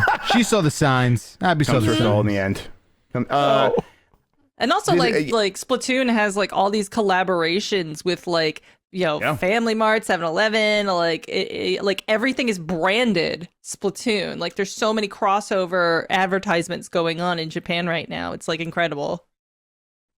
Yeah, it's I think the biggest thing is like Japan has always had a huge gaming culture, obviously, but this is the one that matched up its aesthetic styles with a very sort of pick up and play online multiplayer shooter where just pulling the trigger is fun. Yeah. And they matched up perfectly, and they played every note perfectly in terms of presenting that stuff with the music and the characters and the style and the fashion. Crazy. And there are almost zero games bigger than Splatoon in Japan right now. And when you start like breaking that out worldwide, there are maybe a handful of games worldwide that are more successful than Splatoon. It is a massive new game for Nintendo, and you would say new. It's like going on 8 years old or whatever, but still. We'll talk more about Splatoon 3 when we get to games later. Yes, we will. Yeah. Been having a lot of fun with that. That Assassin's Creed event happened on Saturday. We are not going to go deep on all of this because a lot of this stuff was confirmation of things that had leaked previously. But let's hit the highlights. Mirage is that 15 to 20 hour Assassin's Creed in the classic style of Brotherhood or Assassin's Creed 2, starring Basim and in the Middle East. It's coming out. Yes, it's coming out. I think they said early next year or something like that. I'm very much ready for this. That sounds really up my alley when it comes to what I want from Assassin's Creed right now. I don't want to do another 150-hour one. I want a 15 to 20-hour experience. That's great. If you do want a 150-hour Assassin's Creed, they also promised a couple of those as part of Assassin's Creed Infinity. They will have Red, which is the one set in Japan with a focus on shinobi and ninjas, and then Hex, which is set in the Germanic region. Germany, during the Holy Roman Empire, where they focus on witches. Yeah, Germanic. I'm not a big Assassin's Creed person, but all of those appeal to me in different ways, and Mirage is mostly because it's short. Yeah, right. I think I'm right there with you. Listen, I've liked some Assassin's Creeds, but it seems like they have figured something out here where they actually spoke to this. One of the big things that come out of interviews about after this event is they no longer want to make the big Assassin's Creed game every year that has to appeal to everybody. They want to make more focused Assassin's Creed games that can appeal to somebody's. You have a certain identity, and it's going to make you want to play this game because of this reason. And if you don't want to play the other one, that's okay. And it seems like that is already having an effect on making these games seem like they have their own identity in a very strong way. So I'm kind of here for it. Yeah, I'd much rather have that than have this made by committee, to be perfectly palatable to as many people as possible sort of video game. So that bodes nicely. Yeah. I could see Assassin's Creed Red really trying to take Sekiro's lunch or Ghost of Tsushima's lunch and being the more mobile game that folks may want. And, you know, a lot of folks bounced off of Sekiro because it was FromSoft games a little too hard, or they don't want to put in the time it takes to learn from software games. But Assassin's Creed just has a history of being more approachable, minus the playtime, right? Right, exactly. So if this is just going to be a fun, history tourism game where there's some fun ninja stuff happening in between those segments, a lot of people will show up for that. Definitely. Amy Hennig's Marvel Ensemble game, which we've talked about previously, will star Captain America and Black Panther. Is this exciting to you, Jan? You seem pretty excited. Or you're balloon in the air. I don't know what's happening. I love everything about this. I love everything about this. These are my two favorite superheroes. Just somehow, Amy, figure out how to throw Cyclops in there. I know he's not even born yet, but just throw him in there. So it takes place during World War II, as you're alluding to there. So what's that, Beckler? I didn't know Jan was a big Cap guy. Got a shield in my room. I'm a massive nerd. Yeah. No cap? No cap. All cap, baby. Jess, it's been nonstop with you today. Are you just feeling on your game? Is that what it is? It's like the end of the quarter's coming up. She's got to get all the quotas. She's hitting her quota. Yeah, that's what it is. Just look what happens when you wake up early. Everything else is already warmed up. Yeah, I'm here. Be like this every Tuesday. All the comments well, Jess, shut the fuck up with all these incredibly annoying puns. It's all right. I'll come up with 5 segues that'll annoy 20 people. Yeah, I like and chat I'll say or whatever. Jumping all over you in terms of liking Cyclops, which is so awesome. Cyclops is very basic, but listen, if you love him, own that you love him the way Jan does. Yeah, there's nothing wrong. I mean, he cares. We don't need to get into it today. Captain America, Black Panther. They're going to have. Let's see here. They wrote it right here.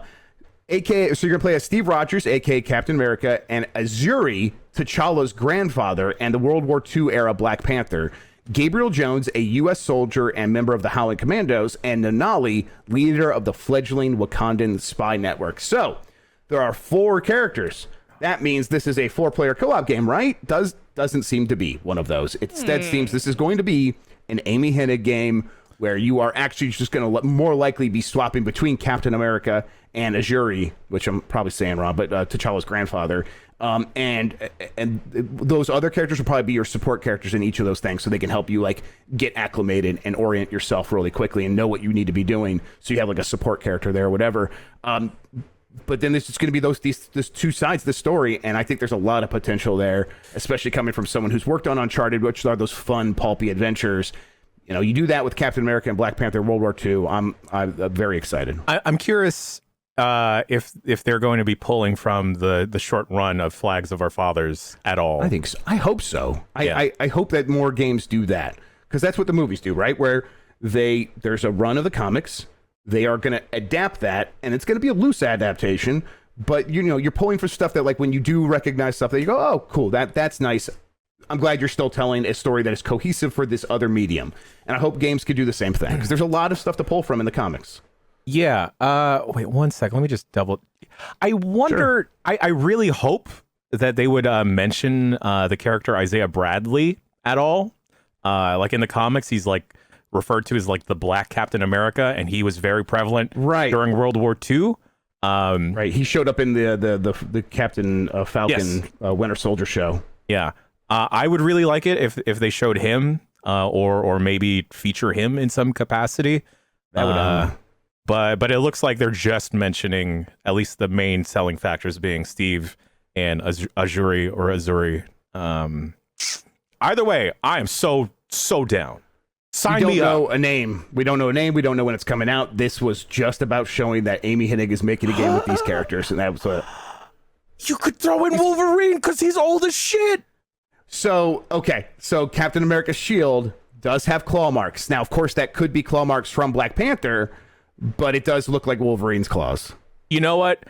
I know a lot of Marvel fans are talking about all this Marvel fatigue. In this instance, just strap me in, baby. Throw me in. I can't wait. This is different enough that I agree. I'm ready.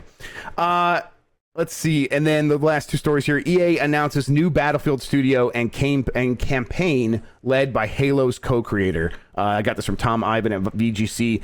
Electronic Arts has officially revealed Ridgeline Games, the new Battlefield studio being led by Halo co-creator Marcus Lehto. The Seattle-based studio was established last October and has been staffing up for its debut project, which will be a narrative campaign in the Battlefield universe. We're continuing to invest in the future of the franchise by bringing in new talent and perspectives. Zampella, who's Vince Zampella, who oversees Battlefield as well as Respawn and some other studios. He said that, and he said, with Marcus and his team at Ridgeline Games joining the world-class global team we have in place already, Battlefield is in its strongest position to succeed. So, I'm like, is this going to be a standalone campaign, or is this going to be like just the next campaign in the next Battlefield game? The most recent Battlefield was a $70 game that was online multiplayer only, didn't have a campaign. And I don't know if that made much of a difference, because that multiplayer was so troubled that maybe that was the real issue and the real reason that game didn't succeed. But maybe having a campaign could have offset some of that pain. I don't know. I've not heard people out there on the streets going, I need my Battlefield campaign, right? No. On the streets. That'd be weird if someone on the street was just like saying that randomly. I was just at the drug mart. I was picking up some ointment, and there was an old lady saying, give me my Battlefield campain. Give me my Battlefield campaign. Also, ointment. I need that too. Where there's originals as well, please. You've been playing a lot of Call of Duty over the last couple of years. Do you play any of those campaigns? No, never. So, like, right. Well, I think it's kind of the point, right? Like this is not going to make a difference to you. Not to mention, like, word on the street is that the last three were just not great. I think it's the street you're all on. We listen. It's the first-person shooter street. It's very busy and crowded. Don't go there. Don't go there. Yeah. Stay Battlefield there. Row. There was a time when, like, I would crack open a new Call of Duty, just sort of blast my way through the campaign, because they're like usually 4 to 8 hours, whatever it is, and then you hop into the multiplayer. But they ain't got time for that anymore. Come on. What if it was Battlefield Bad Company 3? It's not gonna be though. Yeah, I think it's probably not going to be.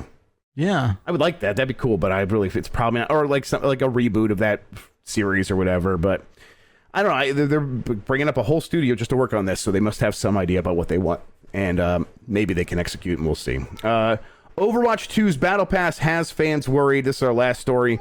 Hang on, real quick. I got someone yelling at me. Oh no. Oh, Well, no. Is she talking it's about the streets. the battlefield? No, she's upset about the Battle Pass. It's like, Dad, Obviously. She was just telling me she wants the Battlefield campaign. So, all right, we got her that. too? They got her too. Yeah, she was out on the damn it. street. God damn it! Main Gotta keep these Street. kids off the street. So this is from one of, I think the director of the game or someone working on the game saying on Twitter, addressing some incomplete info posted earlier about our Overwatch 2 Battle Pass. We'll be sharing all the details ahead of launch, but want to confirm that the new Overwatch 2 heroes will be available on the free track of the Battle Pass. Now that it feels like an answer, but it brings up more questions. Yeah. Are these characters that were, if you were to get Overwatch 1, for example, you would pay the money, $40, and you would get all the characters, no matter what, in perpetuity. All the characters that ever came to that game, you just got.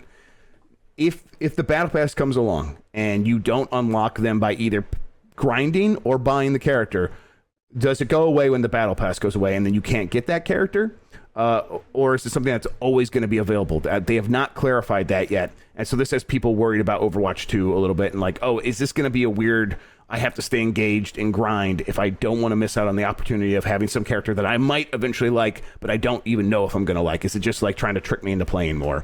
I think it's deliberately vague to test the waters ahead of time, and we'll adjust according to the reaction.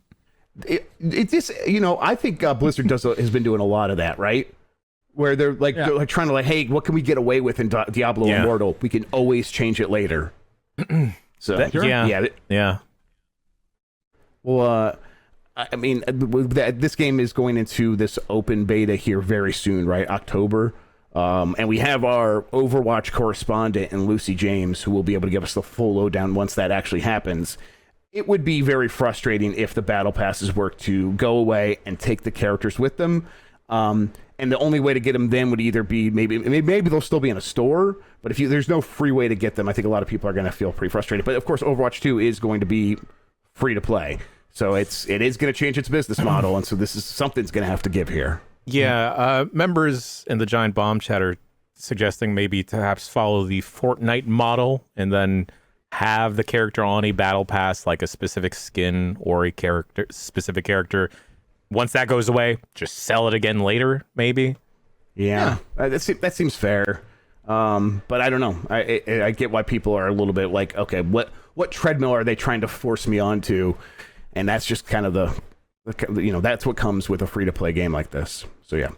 That does it for all the news I have today, though, Jan. So I'm going to send it back to you. Yes. Thank you, Jeff Grubb, for that wonderful chunk of news. Lots and lots to talk about, just like we've got quite a few games to also talk about. And we'll get to those after the break. See you in a bit.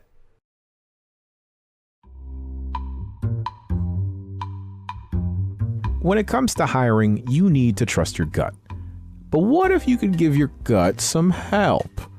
When you want to find top talent fast, you need Indeed. Indeed is the hiring platform where you can attract, interview, and hire all in one place. Don't spend hours on multiple job sites looking for candidates with right skills when you can do it all with Indeed. Find top talent fast with Indeed's suite of powerful hiring tools like Indeed Instant Match, assessments, and virtual interviews. You hate waiting?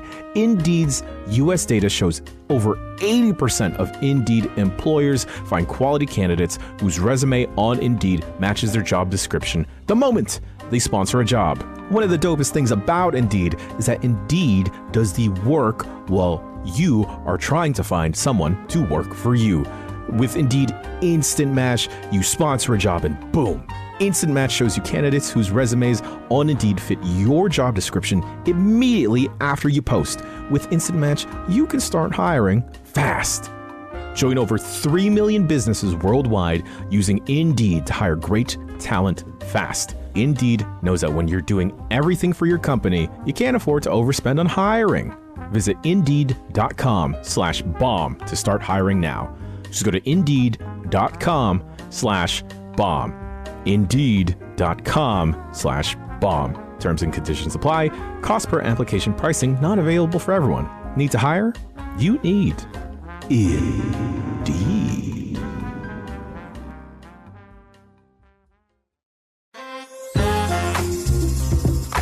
What's good, y'all? Lately, I've been listening to a lot of audiobooks as I go for walks. And it turns out books and walking are great. Another reason it's been great to listen to? Because I use my Raycon wireless earbuds to do it. These things are snazzy because Raycon earbuds look, feel, and sound better than ever. The optimized gel tips provide the perfect in-ear fit, so not only are they cozy, but they will stick in your ear holes if you're jogging or running around. These bad boys have 8 hours of playtime and 32 hours of battery life. Just think of all the books you can listen to. You also don't have to break the bank to get great audio because Raycons are half the price of other premium audio brands. With all of that, it's no wonder Raycon's everyday earbuds have over 50,000 5-star reviews. These wireless earbuds are also feature-rich. If I want to get immersed in what I'm listening to, I'll throw them into noise isolation mode. But if I'm going for a walk or a jog, I can put them into awareness mode to make sure I can hear my surroundings too while listening to these hot books. Like I mentioned, I'm listening to audiobooks, but also podcasts while I'm on the go and running errands. They're great because I don't ever have to worry about them falling out of my ears. Go to buyraycon.com today and use code BOMB15 to get 15% off your Raycon order. That's code BOMB15 at buyraycon.com to score 15% off. Buyraycon.com, code BOMB15. So I think if we were all to just broadcast for maybe 9 different Excel sheets, Yes. and try and go for an hour and list as many songs as possible, that is fine. Any artist? Any artist. Yes. 500 songs. I could do First it. to 500. Not even like not First even to songs 500. like by an artist. Like you could just do like, Happy Birthday. I know someone actually wrote that song, Yeah, but like yeah. you go Happy Birthday is a song that counts. Sure. Yeah, you don't need to know who did it. Yeah. Yeah. I would just go, I would easily just go through the probably 60 to 70 CDs of my youth that I you just religiously memorized yeah. and just go through the track list. See, Yeah. I am. That's I part am- of that's I a would, strategy. I would struggle to get to 100. I am sure. I think Song names you have just struggle. are something I've never committed to memory. When I listen to a song, I am not thinking this is that song. So- I'm not so- thinking at all. Grub, before we went up live, we were talking about the parameters here. Remixes, Yeah. no. If it's a Right. Yeah. different tracks on a musical and you know it very well, totally, that all counts. Yes. You could do Covers, Happy though. Birthday because it's just like Happy Birthday to Public that's a song. domain songs, folk songs Whatever. are fine. Sure. Covers, though, I feel like it's challenging because then do you throw in Johnny Cash's Hurt? Yes, right? Right? Or the man well- who sold the world. There's 2 different famous versions of that. I think you just get it the first time. I think I think covers don't count because that is still technically the same song. I think if remixes don't count, covers don't count either. Yeah. That sounds right. Yeah. You know who's I bet would do really well and kind of cheat on this? Dan. I Alex think Boniello? Dan Reichert. Dan would I think- cheat like crazy. Yeah. You know why? I think Because Dan he would could do it. Yes, I think because Dan would just cheat and wouldn't But be he able knows to do 3 it anyway. bands. No, because he would list I think you'd be a wrestler's entrance theme. And he for my sure God. could name That's 500 wrestlers. 500 wrestlers. There's He's too gonna be many like, loopholes. it's like in this is Biggie's first Yeah. theme. This is Biggie's second theme. This is when he was like called up to the main roster. Too many Like my loopholes. fourth song is going to be like Buck Bumble, and like if that's what I'm pulling already, I'm screwed here. Too many loopholes. Too many special conditions. For that, I'm out. I'm in. Oh, it's because in Backlar's too. scared. I'll do it. Backlar's scared. No, I'll Gotta do find something to do for actually. the rest Okay, of I'm the back hour in. after I completely fail. What's at stake here, though? What's actually at stake? Pride. Oh, we could come up with Oh, something. I don't care about that. What about I don't know. Maybe we'll steal one of Alex Boniello's Tonys. Cool. I mean, I could do that for all the right. rest of the hour. I'll just bring a cam with me while I go break into his home. Yeah. It just melted down. Yeah, just melt it down. Melt it down, Tony. Oh my god, that's such a sad, like, awful thing to do to him. Well, I mean, I'm not telling him I'm going to do this. I will be surprised when he mentions this, like, oh, someone stole my Tony. And then, And only my Tony. yeah, one of my two like, or Tonys. we could also just be like, yo, can we borrow your Tony for like a week? Is that cool? I feel You don't he'd need say two. yes. That's excessive. Yeah. One is plenty. Yeah, Share they the only load. count the one Tony if he's going for the EGOT, you know? Yeah, and we're going to help I get Alex that. Boniello get the Emmy when we make the Giant Bomb wants to win a daytime Emmy show. Right. This Exactly, is a fair that's more trade. important. Yeah. Yeah. I think the Tony should be the prize. Yeah. It's all just a bunch of games, just like video games.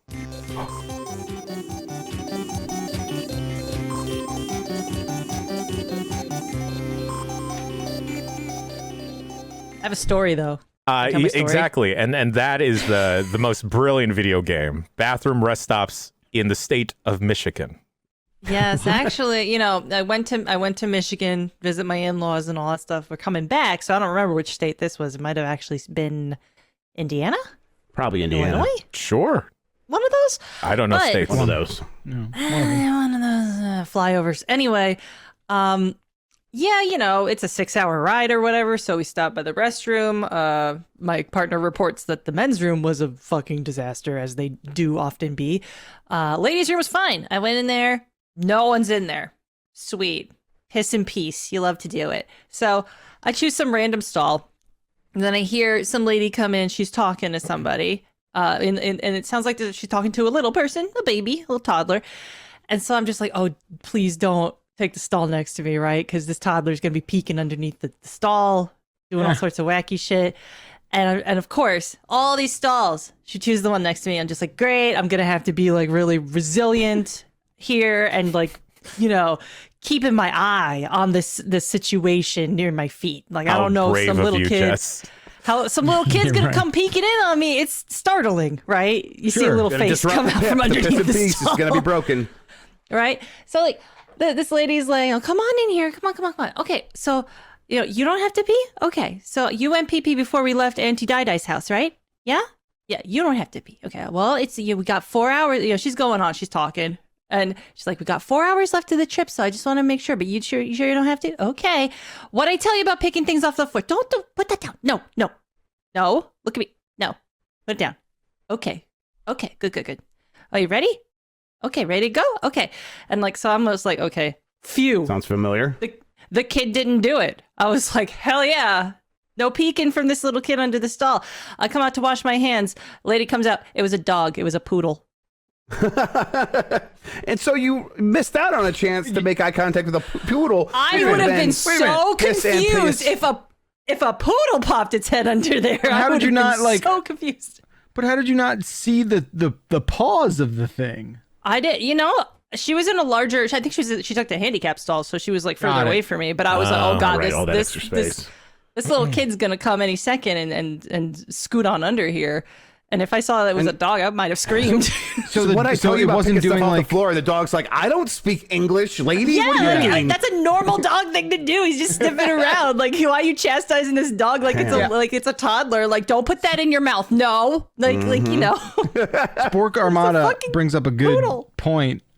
Were we under the impression that the dog was going to use the toilet? I think so. Right? And she was saying you went pee at Auntie Dee Dee's house before we left, right? Like, so why would I not assume this was a child she was talking to? Oh, 100%. I had full-on conversations with my dog when she was still around. I'd be asking like, yeah, "Yo, what do you think of the weather today?" In the stall too? Like you would when you would go into the stall.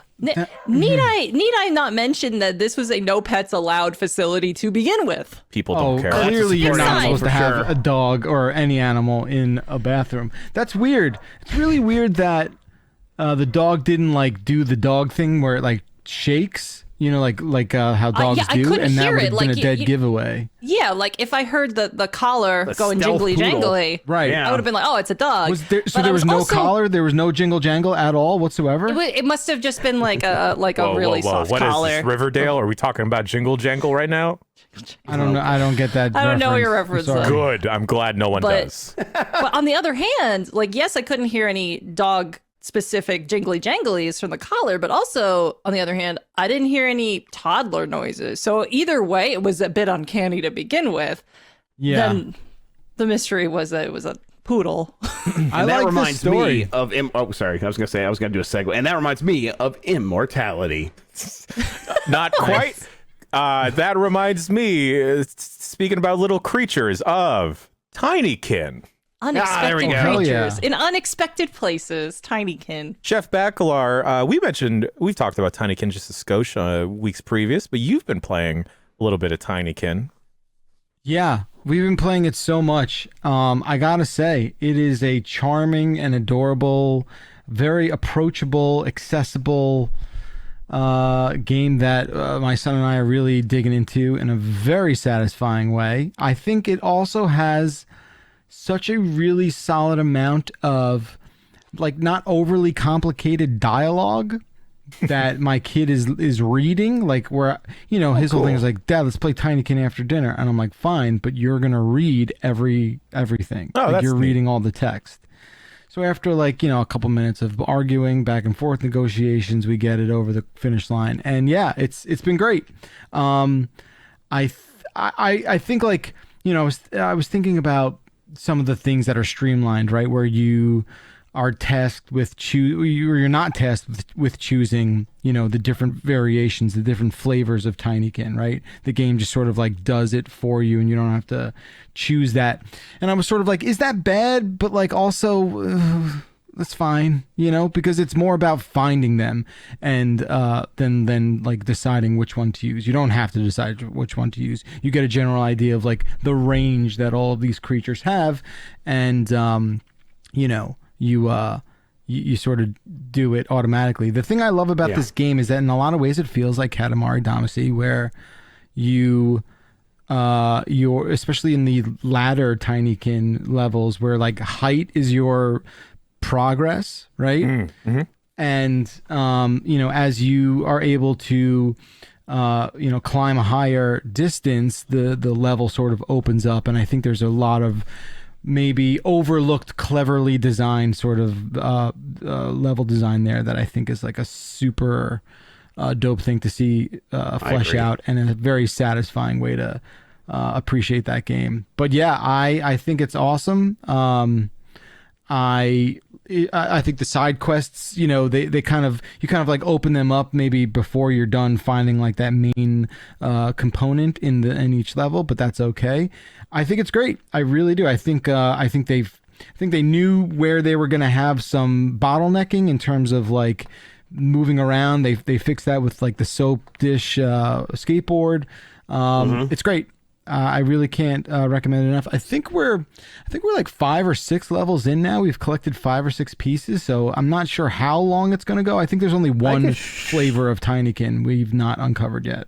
Yeah, I think there's a little bit of game left, but not much for you. I've been continuing to play it and still really, really, really enjoying it. It is just super solid. I think you're right that they knew where they would have to cut back. So they just focused on making the stuff they were going to do good, really good. And so Yeah. I've really been impressed with that. When gotta get into this. when you do fall to your death, perhaps that is a bit of a disturbing thing. Sure, yeah. Where it's there's no penalty to pay for that kind of thing, but it is like a very long fall and a very long screaming and agony. He screams, Oh, yeah. gosh. It's just a little boy, so yeah. He's just sort of like, and he just like pops, and you're like, Yep. God damn! God. Oh, dang. I put my hand over his eyes when that happens. Do no, the I'm kidding. Tinykin scream? No, the Tinykin are dumb as fuck. They don't do anything. They're just, They don't make noises? not that I can Like tiny tell. squeaks, maybe? Yeah. You could throw them, and they don't care. The funniest ones are the electric ones, the blue ones. When you go near them, you just hear them being when they're in use. They're just sort of like just being like electrocuted against their will, which is pretty great. But yeah, it's there's something about it. The only thing that I've sort of gotten tired of doing really is the pollen collection, where you're just allergic. Yeah, it hits me close to home. Sensitive subject. Flonase all day, every day. And you just gotta like collect heaping amounts of golden pollen in order to upgrade your jump glider level, which is basically just marked by bubbles. So that is a bit of a task, becoming a bit of a chore. It's very Banjo-Kazooie. It's very rare, a platformer where there's like, oh, there is actually 1,000 of these. It's not quite 1,000 pickups, but it's like a few hundred that you are going to have to pick up. And some are worth 50 and some are worth 20 or whatever. Like if you're 40 away from completing the 1,000, you still have to find a lot. Yes. And the good thing about that is everywhere you go, when you find a nook or a cranny, you find a little bit of a reward, and that's good. But you're right. When it's like you're at 1 out of 1,000. Man, that's a long way, and I have a lot to explore. I feel a little overwhelming, but it is. I found it mostly satisfying. Kind of like totally. Like, yes, it really is. It's not nearly as bad as some like rare collectathon. It's not a Donkey Kong 64 in any way. It's there's the a good limit. stuff of Banjo-Kazooie. Yes, exactly. And ukulele, bad. Yes, collectathon. they do not go past that limit. Yep. Oof. And you unlock these sort of like zip line spiderweb shortcuts throughout the course of a level, and just traversing up and down in those, that's super fun. And it's just been a really fun, even though it's not co-op, we just sort of like trade controllers every like 20 minutes or so, and it's just been a whole lot of fun. It's a surprise. These are the best kinds of little surprises that pop up. We get a good 6 to 10 of these a year, and I'm feeling it, man, for sure. I agree. All right. Well, going from little monsters to big monsters, Jess, you've been playing Kaichu. Yes, me and Jeff Grubb did a quick look of this. You can watch it tomorrow. Yes, too many things getting published today. Don't want the Kaichu to get buried. There's too much happening right now. What a Tuesday. But yeah, it is a really adorable like dating sim. Sorry, I jostled something on my desk there. It's a really cute dating sim where you play as Megachu, a pink, adorable, very big monster, and you date other adorable, very big monsters. And the way that you go on what are the dates like? The way that you go on dates is you go and mutually destroy major world landmarks. Cool. Very cute. I mean, not cool the destruction, but like cool in like premise. Yeah. It absolutely. is so cute. And like, you have to answer compatibility questions and try to schmooze your way into love with all these different, I think there's 6 or 7 different kaiju you can date. And oh my god, yeah, it's like a mix of Rampage and a dating sim. But it is really cute. That there's animations that are adorable. Like it's very nicely polished, and it's a short little thing. Like you have like 3 levels of dating compatibility that you go through, and there's like deal breaker questions that can really set your progress back. And it's like, oh geez, so it's a little bit of strategy, a little bit of puzzle, a little bit of reading comprehension sort of stuff to kind of keep in mind as you play. And each run, I've noticed, like, because you can date all of them on the same file over and over, and all that stuff. It seems that each monster takes about 30 to 45 minutes to go through their whole relationship path. So you can just it's like a quick sort of run of a game, but cumulatively times that by 6 or so. A decent length for like a $10 indie game. I think it's swell. So look out for it tomorrow. What are you playing this on, Jess? I'm playing this on Epic, and it is also on Steam, and it is coming out for pretty much everything else sometime soon. I don't know when. Yeah, it's been a hot minute. Grub, go ahead. Yes, because I really enjoyed like answering those questions with just like piloting and letting me like chip in on some of the stuff. I think it does a good job, and I haven't played many dating sims, so this is probably pretty common for the genre, but it really did make me feel like, oh, if I listen and if I care about this other character, I can maybe figure out what they want from me and how to best like answer these questions so that they are happy with me. And it's fun to play around in that space in a way I wasn't expecting, where it's like, oh, this is the kind of thing, like in real life, things are way more complicated than this. And you can maybe be really good at reading your partner, but even when you do, it's like a skill that you use very sparingly because you don't want to be like ever presuming for like their feelings and stuff like that. In a game, it's like, well, no, that's the whole game. It is just like playing around with these concepts. And the game did a good job of replicating that for me and making me feel like I could make some of those leaps. And it was fun to like get it right and understand like why that was the right answer for the question that our three-headed Hydra girlfriend was asking us. Because you've got these newscasters that are interpreting like why Yes. your answers went over well or not. The Kaiju don't cool. speak themselves. They're not having conversations. They're just, they're like, the questions get posed, but it's sort of like this chat bubble. And then all of the other information comes from those newscasters. And it's like, you got to pick up on the key phrases and the key ideas. And yeah, it felt like, oh no, most of the time I was picking up on that stuff. And I have a good idea of what she might want here based on either something someone said or like who she is as a person. She's a queen of the ocean. So like, is she into statism? Oh yeah, it turns out, I should be for statism because she likes statism. So yeah. The ocean. We also looked up like good. 3 or 4 words on Merriam-Webster while playing because we I didn't know what statism was. I don't know what statism is. Like, I don't have it up still. Something about it's a central. You're down with central authority, is what it was. You're like, like a Yeah. Okay, sure. something like that. But yeah, Grub was surprisingly insightful. Like, he was gonna get Wow. some. I was surprised too. Giant I was like, kaiju, Talk about Yeah. a complisalt there, Jess. Yeah. A what? A complisalt. A compliment insult. Yeah, so Oh, he was I th- surprisingly good at it. That's what they're keying on that. But I agree, it was a surprise to me too. Oh. I didn't know you could speak to kaiju. That is what I was surprised about. You speak kaiju? Apparently, Oh, that's See, good. I heard complisalt as a compliment assault. Like I'm assaulting him with compliments. Yeah, that still works a sounds little even bit. cooler. Yeah. Yeah, that still works. Has anyone been playing anything else other than the 2 games I have listed here before we get into that talk? Any other No. little tidbits? No? Bacalar, any other things playing in the periphery? I'm trying to like think there's a new pinball machine that got announced, but I'm not gonna have that for a little bit. They're doing 007. It's not gonna have anything to do with GoldenEye. GoldenEye. I mean, I'm assuming it's like a sort of like montage of all the games, but all the That'd be movies fun. rather. But That'd be cool. There's never been a it's cool. 007 pinball machine. I want to say there was a GoldenEye specific, like the Alan Cummings one. Right, that sounds like the right era for that. Right. Yeah, I think there was. I don't remember that I've played it, but their last couple have been bangers, so I'm looking forward to that for sure. Have I played any other proper video games outside of Tinykin? It's been all Tinykin 24/7 in this house. So. Sick. Jess, you and the semi-husband, are you playing any car games on your car ride? No, we were pretty bored.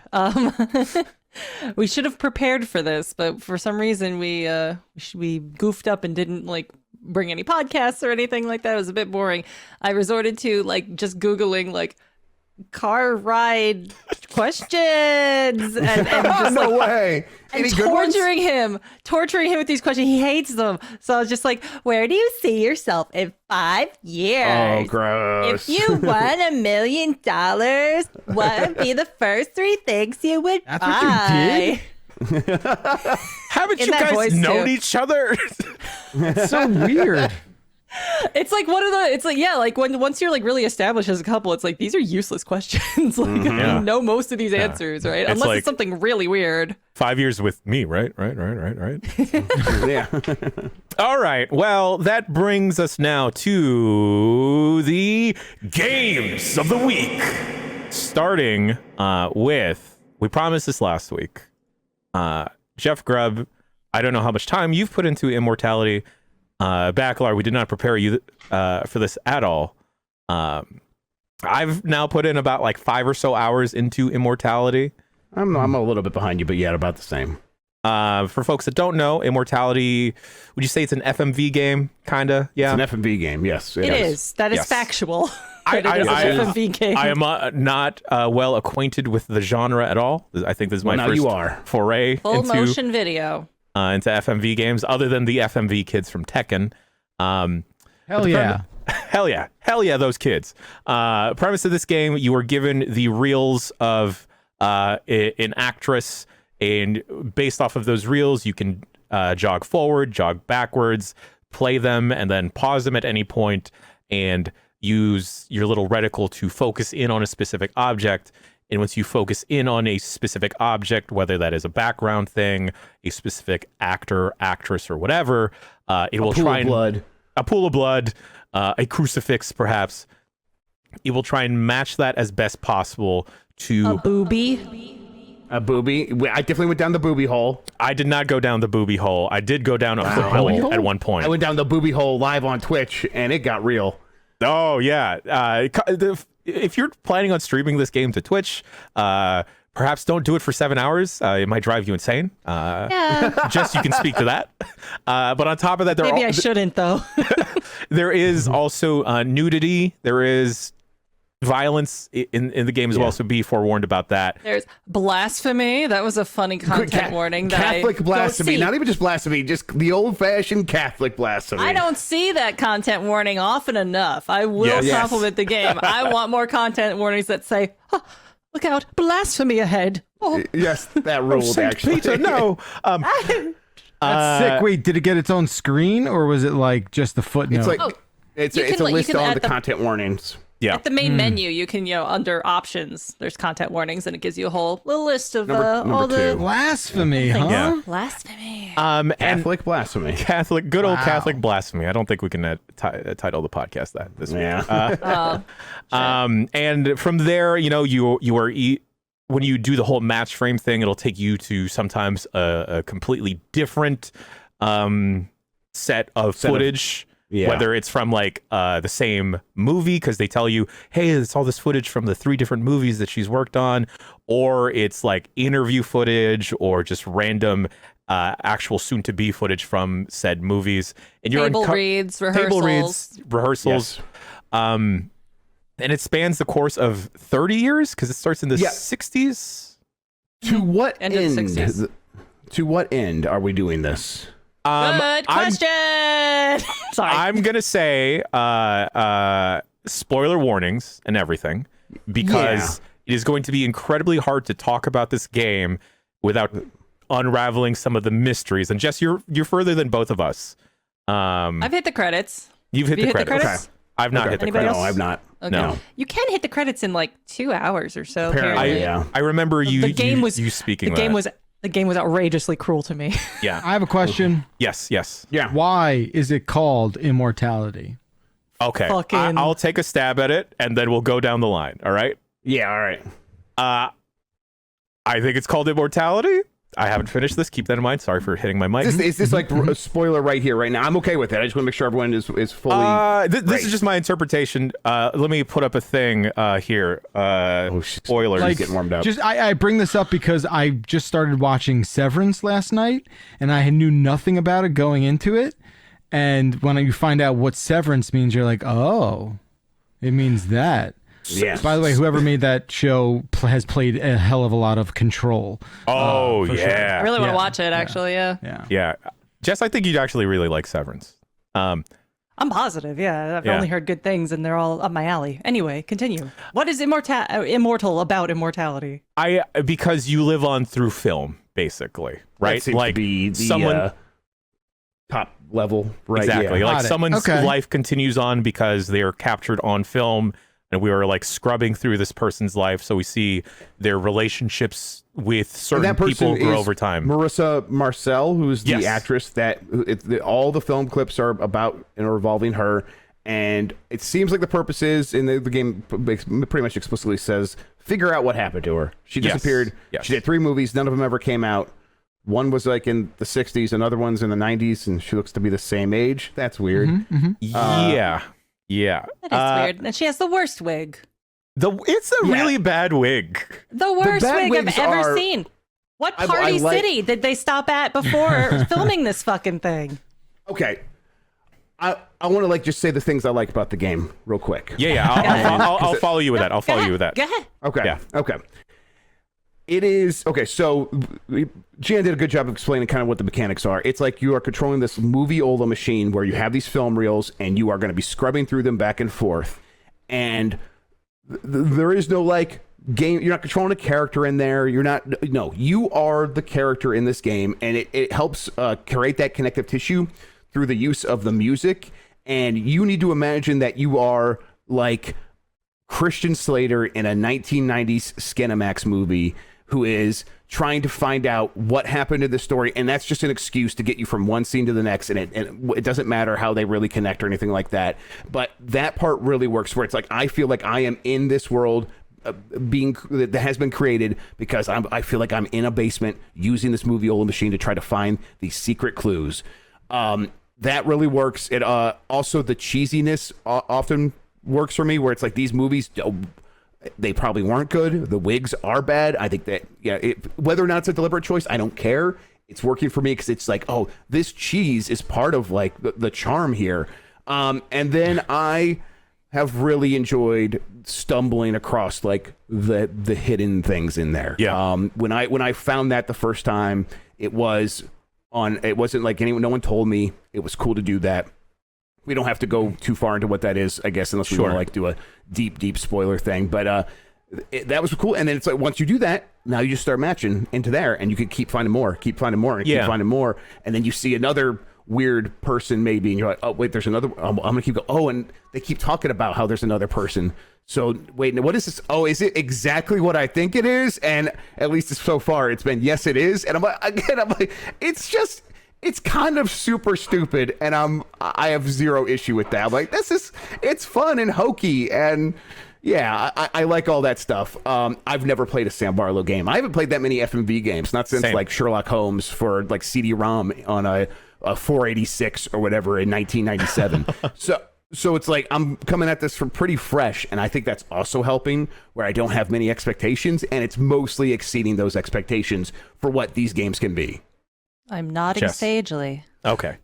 I want to say that Jessica, please. Fun and hokey. I agree. Here's the thing, though.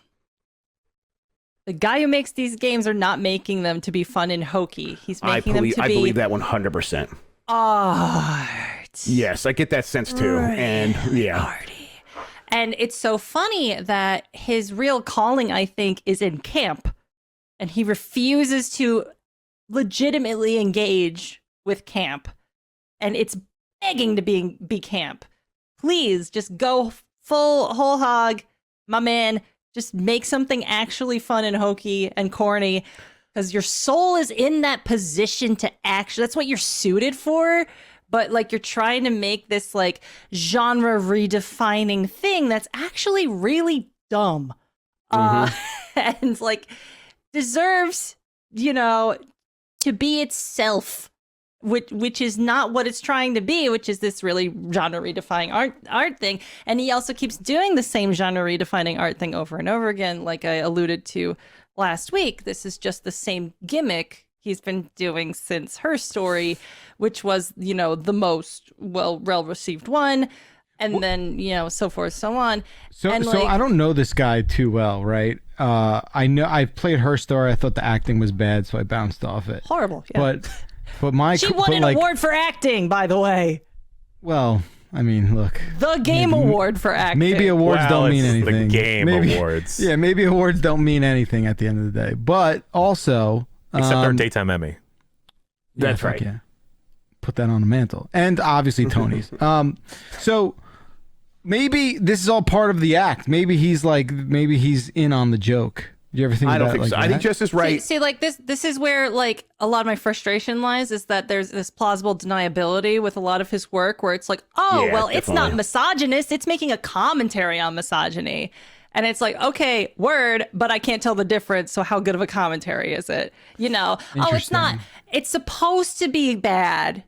Is a really convenient shield from actual criticism. Sure. And it bugs the ever-loving shit out of me because he's been doing it over and over again. I don't know how he portrays himself. I'm just trying to go off of how I don't know how he portrays himself either, because I don't follow like him as a guy. I don't follow him on Twitter. I don't know where he lives. I'm familiar with his work only his work. Okay. And I know he's British. I don't know anything else about this guy. I know his name. I'm not going to say it because then people are like, why is she always bringing him up by name? Because he's the auteur. He's the guy who puts his name in the front and center of all these games. I think that coming into this game with that relationship to like knowing like that's the way he is, or at least seeing his previous games and knowing that it's a well-worn trick, I think I would probably be much more inclined to just be like fully 100% agree with what Jess is saying. I'm mostly coming to it as a dumb baby-brained idiot where I'm just like, I'm going to figure this thing out.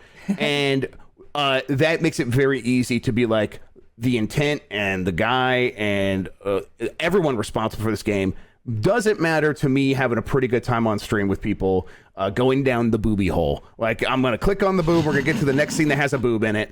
And that's wild that this is on Twitch right now. And no, the cops do not seem to be coming to my house. And then it's like, oh, this is just a full-on sex scene. That's okay. And it's like, then kind of like trying to be like, okay, there's a full-on sex scene in this game. Is this trying to be art? And then maybe that's where you could trip up. And it's like, no, this is pretty gratuitous in a lot of ways, and maybe that's what it's supposed to be. Again, I usually have found myself stopping myself from going down that path because I don't even want to engage the game on that level, and I think that is really helping. If I get to a point with the game where it crosses that threshold where it's impossible to ignore engaging with it on that level, I probably will have some serious issues with it. But as a magic trick, like walking down the street, seeing a street performer perform a magic trick, I don't have to think about it too much. If it's cool, then it's okay. I'm usually okay with it. That's fine. I can move on with my life. That's still the phase I'm at with Immortality right now, where the magic trick is still pretty impressive, and I hope I get to credit soon because I've discovered some stuff about the story, some things that like, that's what's happened. That's why these things have started going south for them. And I'm like, okay, now let's close the loop and really get a strong landing here, and I'll feel pretty good about this game overall. And I probably will not rush to go out and play his other games because I'm like, no, this one seemed like the one that worked for me, and I'm okay. Yeah, once you know the trick, it becomes obvious. But that's what's crazy is that once you've seen it, it doesn't, because he keeps winning BAFTAs and he keeps being praised as the genius. This is his next genius masterpiece, genre redefining game, and it's like I feel like I'm taking crazy pills. It's the same game. The last 3 games have been the same freaking game, and everybody's just like, he did it again, and it's like, what? You can't redefine the genre 3 times and have it be the same game. Like, I know other people are auteurs and they do the same thing over and over again, but you know, they change things differently every time. This is the same thing 3 times. I see that, and again, I am not at all familiar at all. No, yeah. Sorry to go on a rant. No. It's okay. We invited this. Yeah. We wanted this. We prepared for this. I guess the way I'm seeing it is that I don't have as big of a problem. Again, not playing their previous titles like Her Story and what is the other one, Jess? Telling Lies. Telling Lies. I'm not as familiar. But I guess since I watch a bunch of movies, I guess I'm just used to like auteurs or directors or producers using like specific similar methods throughout their movies in an attempt to perfect said tricks. Like, I will never get tired of Wes Anderson using like flat lay compositions for stuff, right? Mm-hmm. You like pastels? I like pastels. I like whip pans and like quirky people, and I like seeing Jeff Goldblum and stuff. You like typefaces?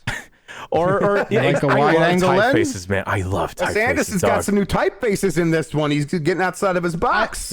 Is the French one good? I didn't see it. I like the French Dispatch. It's worth watching. Yes. Yeah. The music in it is really good. I really liked Owen Wilson in it too. Yep.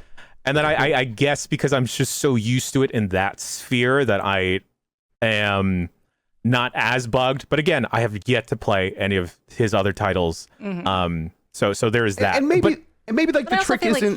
Like he's at this point aping other auteurs, and he does this thing where he name drops people and obscure concepts and things. He loves Le Petit Mort, which I don't pronounce correctly, but he's always dropping that in his stuff. He dropped Warhol's name in this. He straight up clearly watched Twin Peaks recently in this game, and it's like, okay, you're not fucking David Lynch, my man. And David Lynch has his own like quirks and annoyances and things that people are tired of his bullshit of too. And, and Kojima do that all the time too. But Kojima at least makes things campy and fun.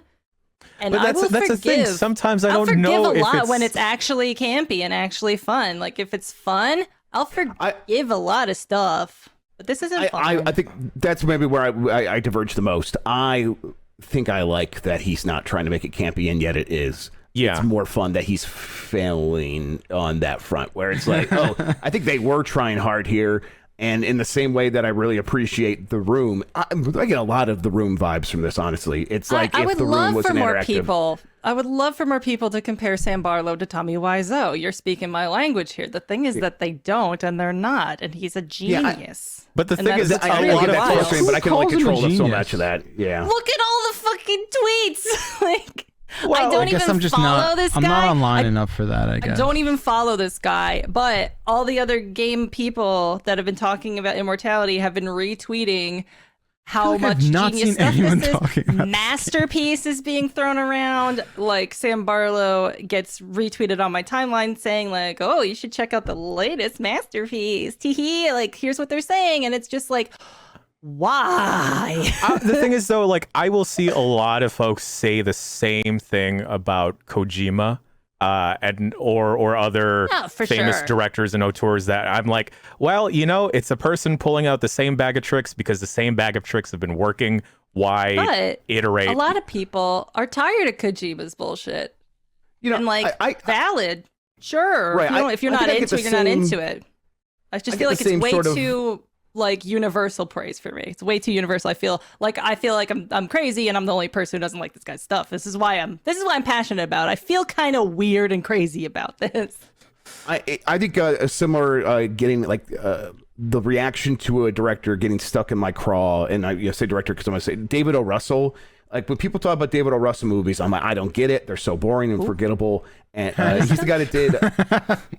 He did. Let's see. He did American. That storybook. Hang on, let me come up with Russell. He clearly really gets stuck in your car. You don't know what he's done. Well, no, I say his movies are very forgettable. American Hustle, Silver Linings Playbook, I Heart Huckabees, yes, Three Kings. American Hustle I thought was good. I haven't heard that much praise for these things. I watched it and I can't remember a single thing about it. It was like so forgettable, and it's like 92% on Rotten Tomatoes, and I'm like, this is one of those movies that I know gets that super high score, and I bet when I get done with it. Some people, he's not called an auteur like Tarantino or Lynch or something. They drift into like critical darling territory for whatever reason, critical darling, Oscar bait-esque. I guess the way that you are impassioned, Jess, about how this person is just very iterative and not iterative. It seems like, and just how they're constantly just rehashing a lot of their own tricks makes it seem like they are on like a higher plane, I guess, than how maybe like a David Lynch is, or at least they think of themselves like that. And then I guess I just don't have a problem with someone wanting to go full in and make something that they like and want to do, and for it to be completely misrepresented or perceived in a different way. Like if folks are like clowning on it, by all means, let's clown on it. I think Grub and I are in a unique space of not playing the previous titles and playing Immortality a couple weeks after the initial buzz of the game. True. Where it makes like it very easy just to like have our own vacuum where we're like, hey, this is a neat thing that it's doing some neat things, and even the stuff that isn't maybe working, there's like some value to it because it is when it's bad in a weird way. Is where I'm at with it, and that is I'm like at a point in my gaming life where I'm almost value that more than just being like almost getting to being really good or something like that. I'm like, no, be bad in a weird way. I can at least have something to think about then. And I've mentioned I'd love for more people to have that opinion. It just doesn't seem to be. There seems to be no diversity of opinion. Sure, for the most part.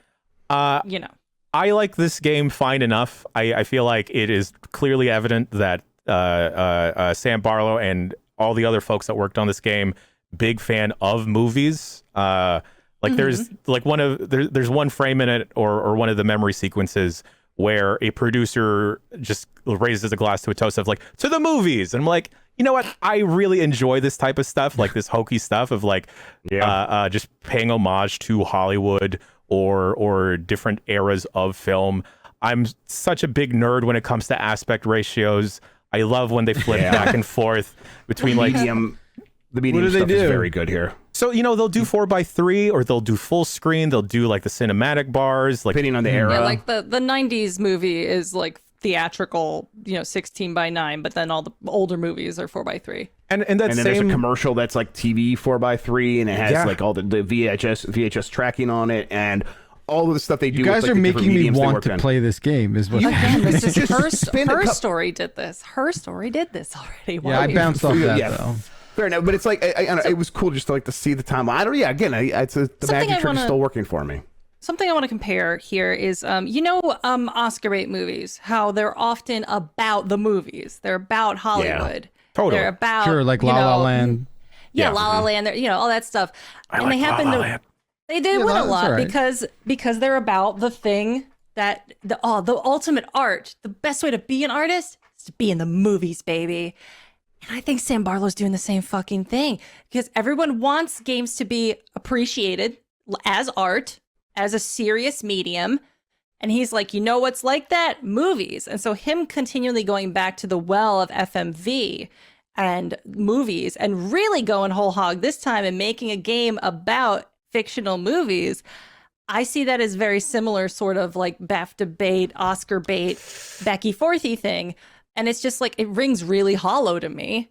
And it rings like you're trying to make a game to get awards. It doesn't feel like he's making anything that's coming from his heart, that has a point to it, that has any artistic, emotional merit to it. I've been down this road too much. And I'm sorry to go on a rant. No, you're fine. Also, don't apologize. I also want to say, never apologize.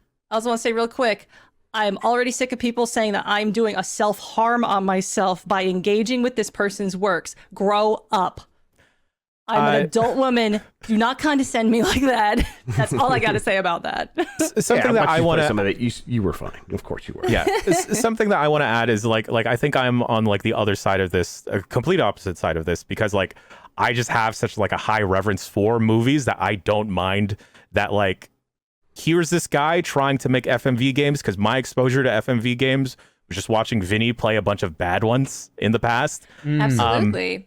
So I think it's easy to make a good one now, isn't it? Because it has this reputation of being bad and janky. So it will be really easy to make art out of it from this low standard, isn't it? I also don't see the problem in that at all, right? Because like if he is raising the waterline here, that means it is possible for other folks to do the same. And if he is trying to elevate the medium of video games to art and everything, more FMV games to be made and taken seriously. It bugs me that Sam Barlow's the only one doing it and actually being awarded and given accolades and talked about like he's a genius, and there's other people out there doing stuff. The thing that is, go ahead, Jen. The thing that is very evident is that it took quite a lot of time to do all this, because the act of filming movies and everything, writing scripts and everything, rehearsing as it is shown in the game is a very exhaustive process, that applying any type of video game mechanics to that would be even more so exhaustive. And especially like testing in what frames are supposed to match what. If you're playing this with a controller versus a mouse and keyboard, how does that work when you're trying to do the jog wheel stuff? You should play it with a controller, by the way. Yes, apparently, yeah. The game was not letting me progress because it's a very good game. Well, but that's the thing. Like, I don't see the problem at all in someone taking a stab at this, and then somewhere down the line, someone with a camera and some basic coding knowledge or a smaller studio can try and do the same. Because, like, hey, if her story didn't hit with me at all, Telling Lies didn't hit with me at all, like all that stuff just flew past my head. But seeing the buzz and like the positivity surrounding Immortality made me curious enough to check it out. And then because it is hitting with me and like there's all this self-referential stuff of love to Hollywood, love to cinema. Like there is definitely a director in this game that is supposed to look like Alfred Hitchcock. And it's like, that guy, I like this guy. Tell me what happens to this guy. And then just examining like kind of like the sleaze that has also happened throughout Hollywood. Like, I don't quite see the problem with that. And like, you know, it's just, I think it just will eventually boil down to some of this stuff isn't for everyone. I do hope that this inspires, or there is a movement to quote unquote legitimize FMV games and everything, because like I honestly like the medium and how it is not like the game, the medium, but I don't think it's speaking out against the sleaze. No, we just heard you admit it. I think I'm with you on that, where like the sleazy part that they are portraying, to me, it mostly feels like it is using that as flavor to make the game seem more like spectacular. Like there's all this Hollywood to it. We're even going to show you how the director makes references to penises to all of his actresses while they're right there, and and you can see how uncomfortable everyone is. And I think there is some commentary from the game on that stuff. It feels very base level stuff, like this is what they have to deal with, and this is like the deal with the devil you got to make to get art done. And I'm sort of like over that whole concept. But it's just been done better a billion times before. And I think just because it's being done in a video game, it's being given a lot of credit. And it's like, well, it's taking direct inspiration from all these other things that did it way better. So it's like, yeah. I definitely like get like that like rubs me the wrong way. The stuff that I do think this game does do better than anything before is all the way it uses the medium, and it's not just like, oh, it looks like a VHS sometimes. It is, oh, and then you go into these other hidden scenes, and now this is a 60 frames per second recording to make you feel weird, like this doesn't look natural, there's something wrong with this, like, and it's like, oh, okay, that's clever, and that's a good use of things. And there's a lot of like maybe like reverse acting while they're actually, I think they're speaking the lines forward and stuff like that, and that's like a clever, or maybe not clever, but it's like they use it in a lot and I'm entertained at the very least. I don't know if I'm going to come away with this with anything more than that. But I also, that's the bargain I was kind of hoping I would get. I'm like, entertain me and I'll be fine. Sure. And I don't what mean everyone to else feels about it, I any- can't control it. I don't want to yuck anybody's yum or whatever, but I just hope that when people do play it, they attempt to see past the magic trick and apply some critical thinking and media awareness to what is going into their eyeballs. I think it's this style of game where you can just scrub through and just play with a controller and pick it up. Like this was like the first time in a long time I've actually thought about trying to convince my partner to watch me play a game or play something with me, because of like our just mutual like stupid admiration for like cinema and all that jazz. Not stupid. Not stupid at all. What are you talking about? Jan? Well, just like, you know, like yourself? just the way that her and I will like get super amped about like the smallest thing, and whether or not that is intentional or not. I do at least see the benefit of a game like this opening up that door to other folks, where someone that is not super well versed with being able to play through an epic game like a God of War or like The Last of Us, right? And that they could just resort to watching a Let's Play or something, or a full playthrough. This is something that they can actually do. Like this is something where like, oh, I can handle moving one analog stick. I can handle pausing the frame and then mentally piecing together the breadcrumb trail of like, okay, this is tied to that. That is why this is related to that. And I think we're going somewhere. Oh, what is that? I disagree with how folks are saying that this is a horror game. It's not. There are definitely some parts that are like unnerving, definitely. It's like a LARP horror game, maybe, where like if you are willing to pretend that you're in one, maybe I could see some of that. Like I definitely got chills during some of the stuff. Definitely.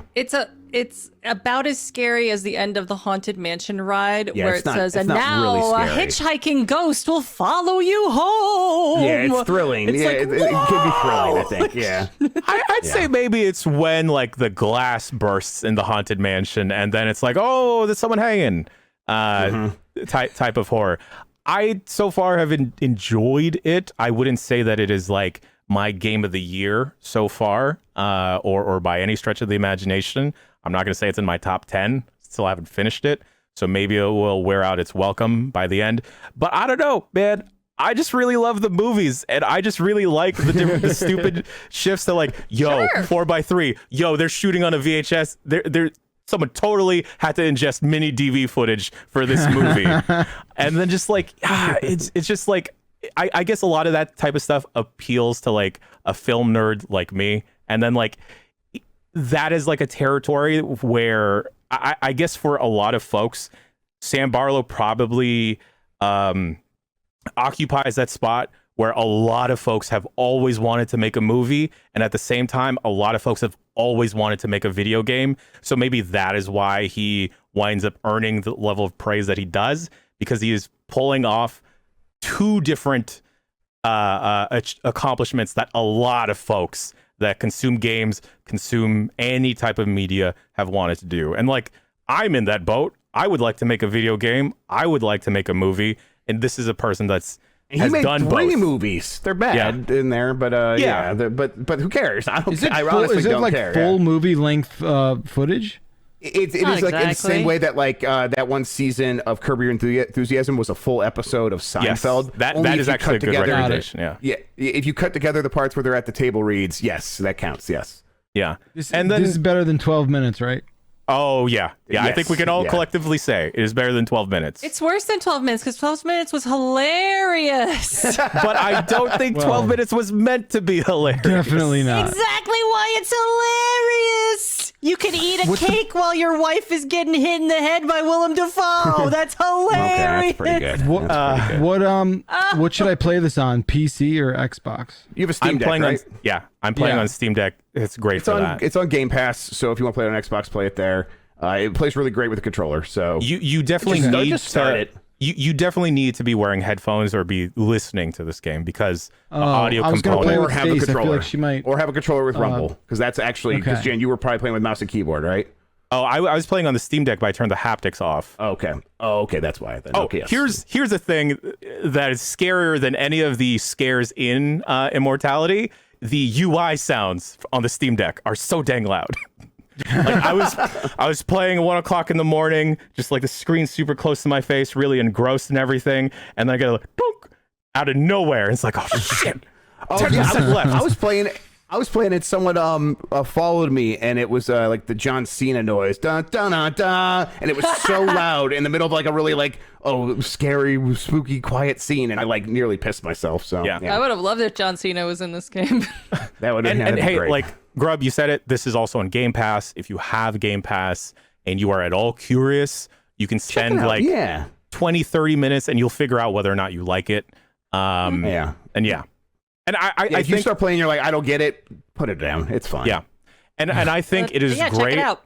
I think it is great when like I wouldn't call this a AAA game by any stretch of the imagination, but like when a smaller title like this creates this much discussion amongst the staff, I enjoy it. You know. And I like honestly, I appreciate like Jess, you coming here and like talking to us about that stuff, because it's like it's the kind of thing that could easily get misinterpreted, and I feel like I was glad to hear what you had to say about it. Thanks for hearing me out. Sorry, it's a bit ranty. Also, P.S. More than one person wrote this game, but Sam Barlow wrote each section with another person, so he's still there. Right. Yeah. So just so you know, I know. Don't tell me, I know.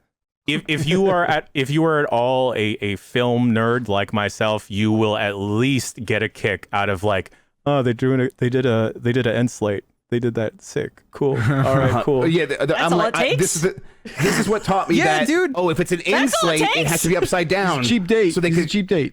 Yo, Wow. the guy editing it could see it's upside down, so he knows that's the end slate. I'm like, oh, that's why they do that. I figured it out while playing this game. I just like the clapping and everything, and just like I don't know, it definitely makes me miss that realm because that was like a big part of my life prior to here.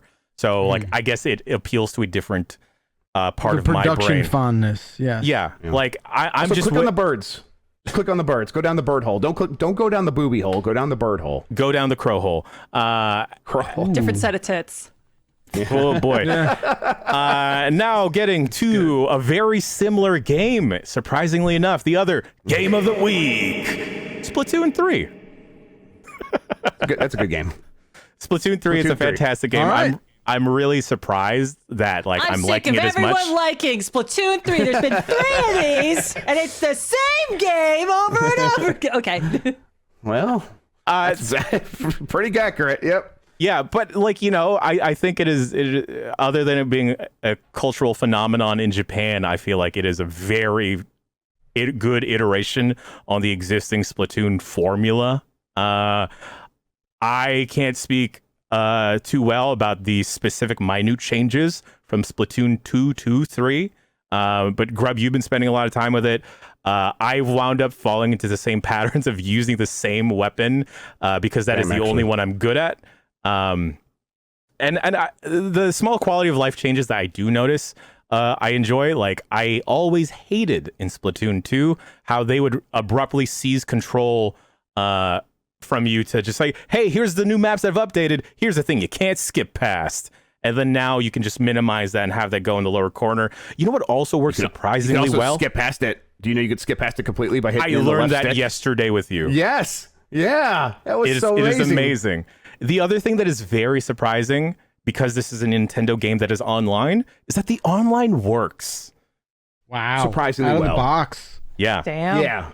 Like, your servers are staying up, and you can hop into a party, and then once you're in, it's just like, we're going to throw you into a match. It's going to happen. It's going to work. And when it's over, it's going to be over for a little bit. If you want to change your stuff, you have a little bit of time to do that. But in the meantime, 30 seconds later, we're going to be ready for another match, and you're right back in there. And it's super fast. And then it's easy to jump in with a friend who is playing. Like, you could either see them physically in the lobby or pick them off a menu. And you could set passwords for that stuff. And it's very easy to jump in and jump out. That is one of the biggest improvements with Splatoon 3, is that they made it much more of a pick up and play game. Now, if the host of the game, they don't do host migration, I think, or maybe it's not even a host, but if a player leaves, they're not going to fill that in with someone new, and they're not going to fill it in with an AI player. So the match just ends, and that's still bad. But it's overall a lot of improvements for a Nintendo online game. Yeah, I'm not overlooking the different the multiple communication errors that I have gotten. I think based off of their previous track record, it is much easier to actually get into a game with friends and for it to just reload, just walking in and out of that lobby. The other pro tip, folks, is get the Nintendo Online app for your phone, because there's certain clothing options that only pop up on the app, and those will just get delivered to your inventory. And it uses the same amount of coins and everything. I think you can also re-roll certain abilities there.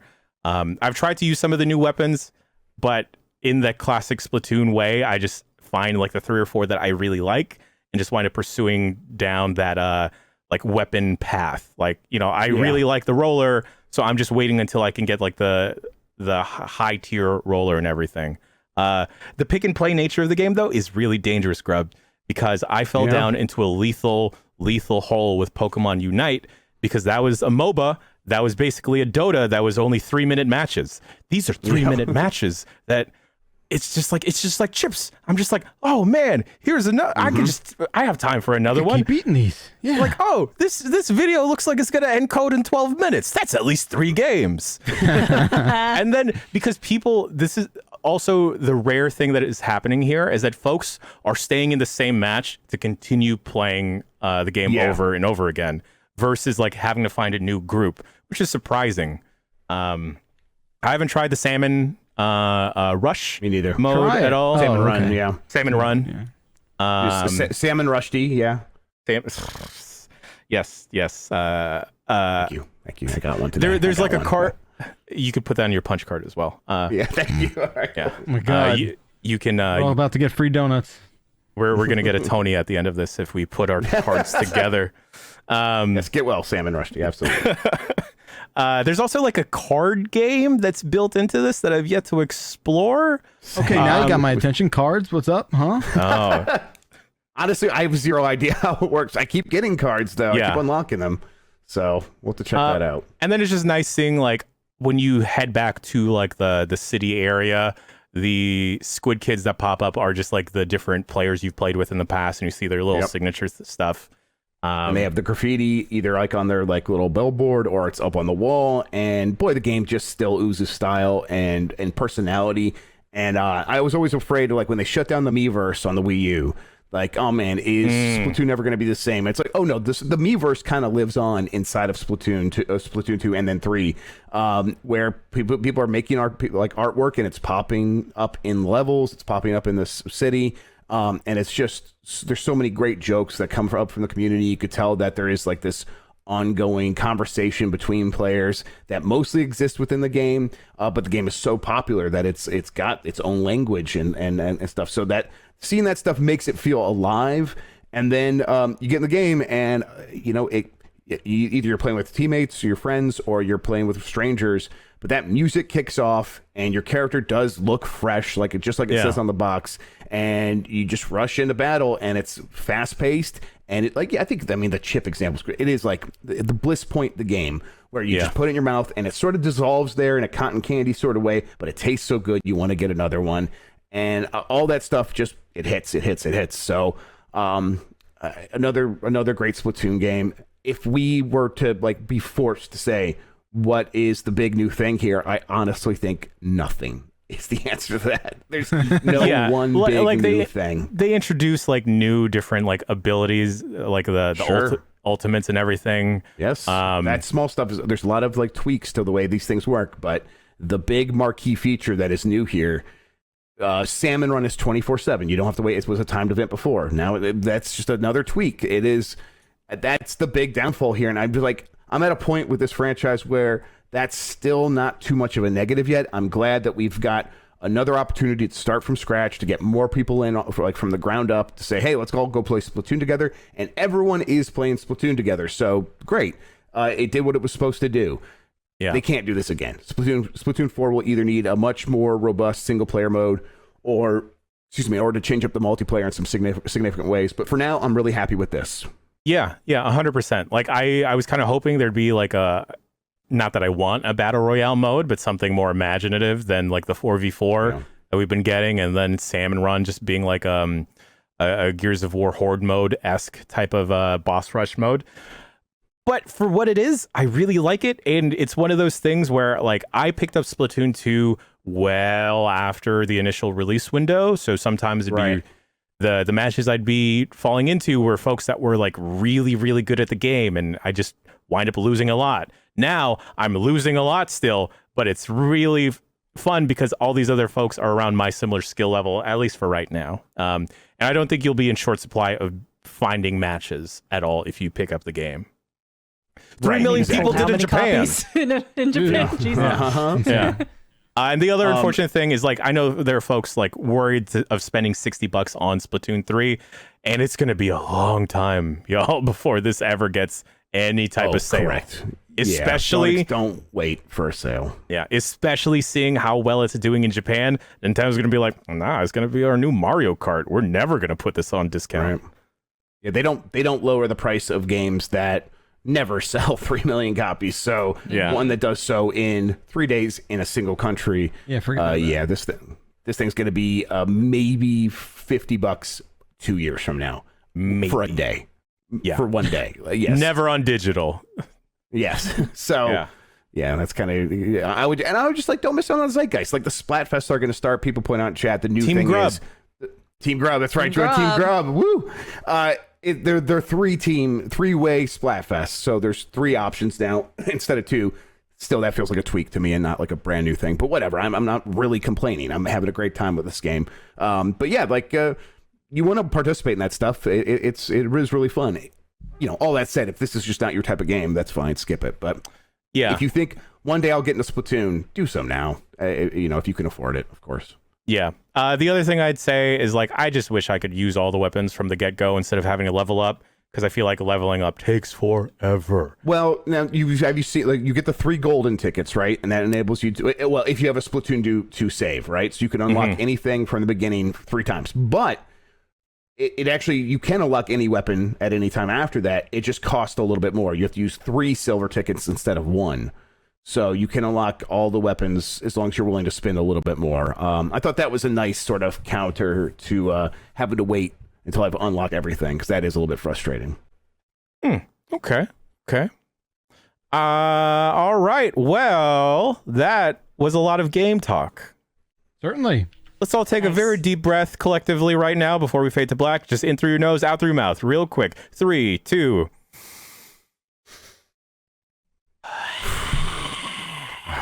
Thank you for that. There you go. Oh, Exhale wow. all of that, baby, because we're going to get ready to take a quick bricky break, drink some water, maybe use the restroom, maybe be Maybe. alarmed that it's a poodle instead of a child. What if, Jess, what if that woman came out of the Michigan restroom without anyone there? That would have freaked me That'd be out the better. most. That would have been the worst case scenario. It was just a Japanese ghost. Nothing to be God afraid of. damn it. It's always one of The those. toilet. All right, we'll catch everyone after the break. Welcome back, everybody, to not the emails because I still can't get into them. Discord questions. Here's the music. There it is. Discord questions. Discord. If you want to send your emails, you can also send them to bombcast@giantbomb.com. I'll eventually get access back to them if IT comes back to me. But in the meantime, I will field questions from the Q&A channel on the Discord, discord.gg/giantbomb. It's a lovely place. Fantastic folks, fun memes, fun discussions. I love peeping in and just watching everyone and not talking sometimes. Yep. That's what I do all the time. Lurking. First question I'll comes. post pictures of me at the zoo in the behind the scenes one. I'll do that. So there you go. Not Yeah, if you want to see my thirst traps, go over there, y'all. Oh. I just posted a bulldog that was wearing shoes. I thought it was fun. Anyway, Sword Magic asks, checking in on Mike Minotti's mental health. How is he? I think this is in regards to the Nintendo Direct. We're both feeling pretty roughed up after that, but we'll be okay. I guess mostly I says- just feel bad. I think he does too. So He says in the chat, not great. yeah, it's same, totally. I just like no one's been directly. I'm sure people have been mean, but like I've been ignoring that, and that's been fine. And most people have been kind of kind about it, but that makes it like me feel even worse because like I wanted to get that stuff right, and we got it wrong. So yeah, it happens sometimes. We'll do better in the future. Aw. It's fine. It's He fine. says, I feel bad no for one- letting people down. Oh. It's no one to blame but ourselves, and that's the worst part. It's like it's Mike just Minotti, us. look me in the eyes. Look me in the eyes, Mike Minotti. You never let us Never down, Mike. disappoint. Yes, you're our Riku. All Yes, of the you're our Rikus. Riku. You're our little Riku. Yes. Gotta give a little fuzzy hat. Alephone asks, who's the most famous person you've ever known through a friend of a friend? I mean, I guess Is it Like John met Cena personally, now? or are we talking like I guess like conversed Layers with, of whether separate. it's like Okay. exchanged a message or like a quick talk in person if you've met someone in person. This is I think this is it's- worded weirdly. Do you know what I mean? Yeah. I think yeah. it's funny and weird that I know and am friendly enough with the actor who played Curtis Craig in Phantasmagoria 2, A Puzzle of Flesh. His name is Paul Morgan Stetler. He's very nice. That's a famous person to me. Before I joined Giant Bomb, that's a famous person to me. Gosh, I guess through like the Mythbusters Connect, I've met Vince Gilligan before. I drove cool. him to the airport, and I was very incredibly awkward and shy at the time. Let's see. It still baffles me that I'm friends with Matt Shipman, who's like a voice actor that's been in like an obscene amount of things. Let's see. Also, Can't believe I'm 1 degree separated from Super Eye Patch Wolf. yes, yes. Haven't talked to him myself, I don't think. I saw Evil Peter Uno. He's from a piece of shit. Don't Oh, worry Evil about Uno, it. yeah. Yeah, that's a good point. I met Peter from The Room at E3, so that was fun. Okay, Nice. okay. I got like a DM from Adam Cole after we rated him, and then like I was a little giddy to myself, and I didn't know who to Oh, that's share it with. cute. I'm like, oh my god, it's Adam Cole. And then I thought that way too when like Evil Uno answered my first DM, and I was like, oh my god, it's Evil Uno. That's Yeah, awesome. when Jan Ochoa sent me a DM asking if I was interested in collaborating on Giant Bomb, that was a pretty big deal, and I laid face down on the floor for a while. Just kind of breathing in the carpet, you know? Yeah, I just kind of laid face down and was kind of like halfway between laughing and crying. Just like it was very normal. Love a I good assure laugh everyone. cry. It just gets everything out of you, right? Laugh cry is Big nice. stuff. Yeah, Kill two birds with one stone, you know? Yeah, two birds, one seed. Am I right? LL Cool Brap. Now that they've added cat ears and bunny ears to Halo Infinite, what animal ears are next? I mean, It's a dog, yeah. yeah. But like which That's weird. dog Floppy? though? Well, floppy. Like German beagles? Shepherd. Oh no, floppy. Oh. Okay. Floppy. No, Like you're the right, ones for floppy. the like the weird emoji face filter that everybody was Human doing. ears. Human Yo. ears is a good one. for Human. sure. Human ears would be fucked. That's some Mr. They're Potato just a Head little shit too right big. there. Yeah. Just get some like tiny hand action on like your fingers and everything. Yeah. All right. Empanada Eater asks, what adjective descriptor would you add onto your name, a la Seth frickin' Rollins? I'm sorry, what was that word you said? Adjective Frickin'. descriptor would you add to your name? My dude, we Forget got a about that covered D? situation. Wait, adjective? What did I say wrong? Dude, say it again. Adjective. Get that C. No, get that C in there. Adjective. There we go. Adjective, yeah. See, hey, you know, if anyone's ever casting for a regional person born and raised in San Francisco and is also Filipino and slurs words occasionally, I'm your guy. Yeah. This is not a clip. This is not Clibbard Gate. This is not Adjacent. Clibbard adjacent. This is not as bad as Clibbard. See, but now were- you're all you were saying saying it. Is what you mean. You were Now you you're were all not- saying it. I've Now just you're all never saying seen it. someone so disrespectful to a D before in my entire life. That's right. I Adjective. disrespect the D. Hey, What was the question? what would you add to your name? Like Seth frickin' Rollins. So like Jess Yeah. something O'Brien. Surly. I don't I mean, Jeff Dirty Grub. Yeah, I like No, that. that's Dirty. No, Jeff, Dirty Dan Rick already has that. Damn it. Oh yeah, you could add it that's to the right. beginning as well. Yeah. Oh, that's J- better. Jeff Decaying Bacalar. Jeff Elder Millennial Bacalar. There you go. There we go. Yeah. Jeff Eldest. Delicious Grub. There we Millennial. go. Ooh. That's a good one. What would you do, Jan? Daddy Janachoa. That's not an Zaddy adjective. Janachoa. That's Zaddy not- I don't think Daddy. that's an Zaddy is that Jan an Daddy adjective? Ochoa. That's a descriptor though. I It's think like, it's a oh, noun. this person has daddy-like qualities to them. Yeah, but that's zaddy-like then. Yeah, The that's like zaddy-like. makes it an adjective. But then by like you itself, could it's a have someone noun. who's a person that we like. This is the worst Mad Libs. Glizzy Gladiator, Timur Hussein. Oh shit, that's right. Okay. Yeah. You know? It's I haram, guess. but whatever. Jess, you need to come up with one while we're moving on. Before we move on. Oh, does surly not count? It does. I feel like Just surly. you have to get like an anchor tattooed on your arm then, and then just like have a corncob pipe. All right.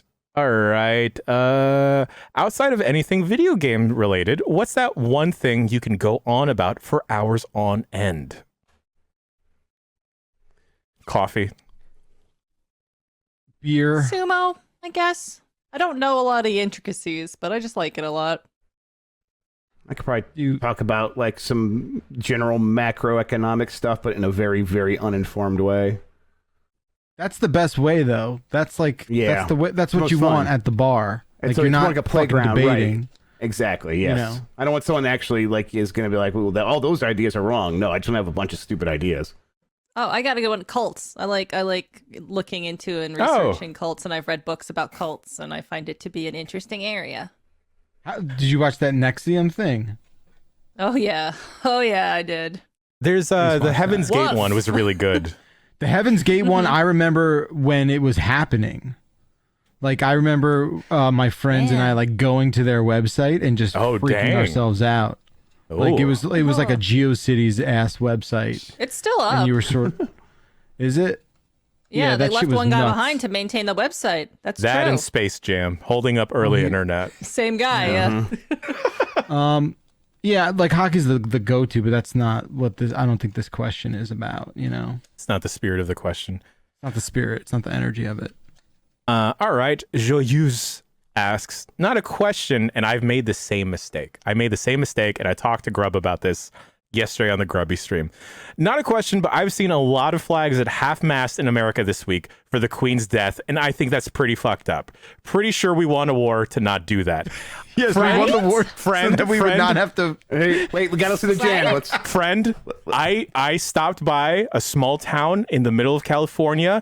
I noticed the same thing and a bunch of American flags, and I thought, this is odd that we're celebrating or paying homage to the Queen's death. No, it is not because of her. It's because of 9/11.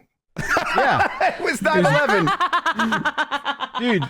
First of all, the funniest thing is like. Also, I mean, maybe it's not the funniest thing, but I feel like every flag is perpetually at half staff. Oh no! Like for real. Yeah, we're a Like, country of tragedy. you know, Constant you tragedy. can't you can't fucking walk 10 feet in my town without like 19 flag, and you're just like, oh wow, I guess something else fucking terrible happened. The how it is. Culver's flag was being flown Yes. at half-mast. The Culver's flag. Well, I think they feel like they have to, but it's like, can I remember why this one's at half-mast? It's and usually Anyone's I cannot. guess.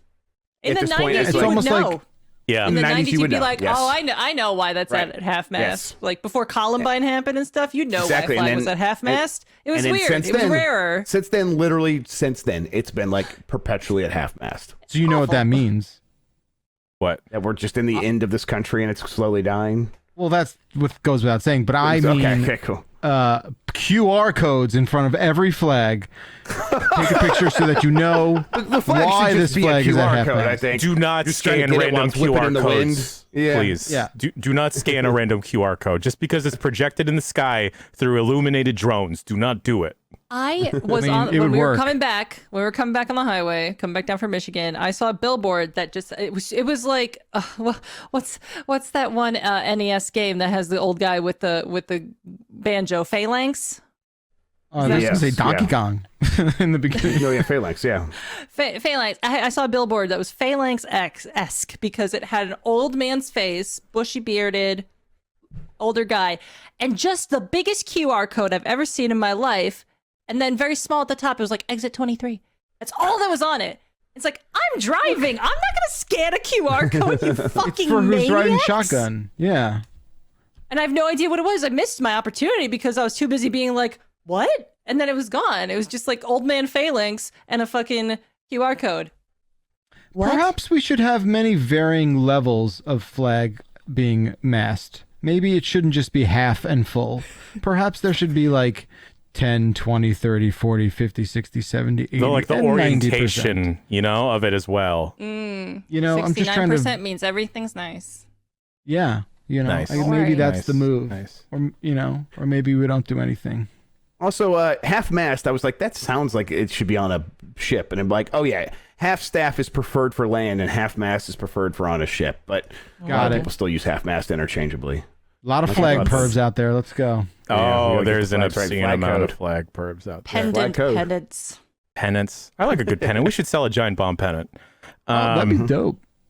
Slime Siren asks, better type of mac and cheese, baked in a casserole dish or swimming in the cheese? Swimming. Swimming. I think swimming. baked. That's- Yeah, I I'm a don't baked care guy. for the breadcrumbs on top. Me either. I'm not into them that much. I don't want my mac and cheese to be soup. I Unless like you're it to be a describing soup. it. I like a soup. Panera, they got the soupy mac and cheese. Olive Garden. I just wanted to say Olive Garden. Get a I'm rise having out of trouble it. They got mac and deciding. cheese? I've never been to an That's a Olive Garden. fettuccine Alfredo. You know what? I think I've decided I don't care. The way Whatever they you put in make front of it. me, I'll eat it. Okay. Grub, I love that's the right answer. Yeah. I don't care how my pizza comes, whatever, I'm eating it. I don't care what abomination this mac and cheese. I That's will my eat stance. I have no stance. There it is. it. My stance is none. My stance is hungry. That's it. Wait, Ham Sorrow says Olive Garden changed their slogan. What did they change it to? Get out of here. Like, Forget is about it. No, it's probably just you again.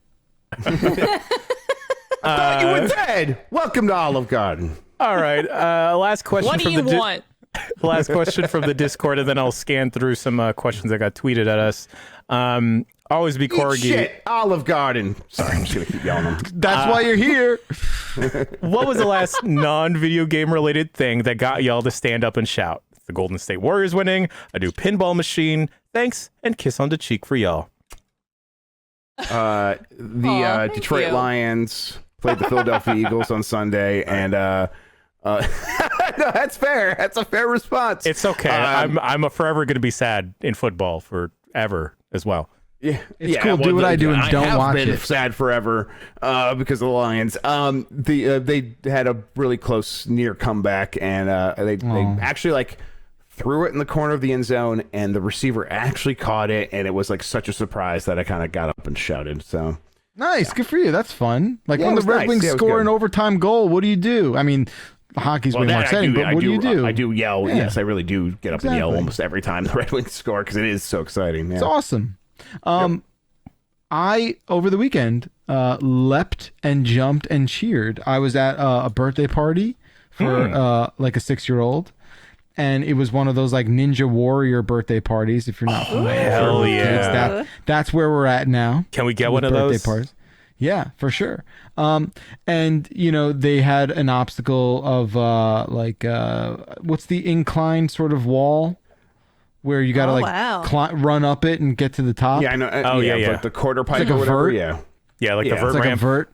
Yeah. So my kid, you know, no problem does the first one. The second one's tall. Second one's probably like, it must have been maybe 10 feet, 11 feet, something like that. And he's trying so hard. This kid is like giving it his all of the staff at the gym are like giving him pointers. He's like, he's touching the edge and it's just letting go. He's like, he's getting eye contact with like the top of the ledge and he's like really down on himself. And then they were like, oh, it's time for cake. And he's like, one more time, please, one more time. And he went and he nailed it. And the whole party was invested. It wasn't That's even awesome. it wasn't even his birthday. Like the entire party was just like so invested in him After grabbing that, that it ledge. was his birthday, and I hope he went and stole all the presents. These are these confidence building moments in life. I'll tell you, that was something. That's key. That To is see a him do formative that. moment. Man. Like beautiful. we got it recorded. My gosh, he was Ooh, floating. the rest of post that it in our work Slack. I want to see him. Yeah, I was I gonna wanna see say him I will conquer show this. you guys, and that is it. But yes, Yeah, sure. Yeah, don't post it. That's too special to share with other people. Yeah. Last time I stand and shouted, this past weekend as well. My best friend got married to my partner's best friend. We got them together. Oh did my it? god. Oh, of Oh, course that's a we big did. assist. Yeah, yeah.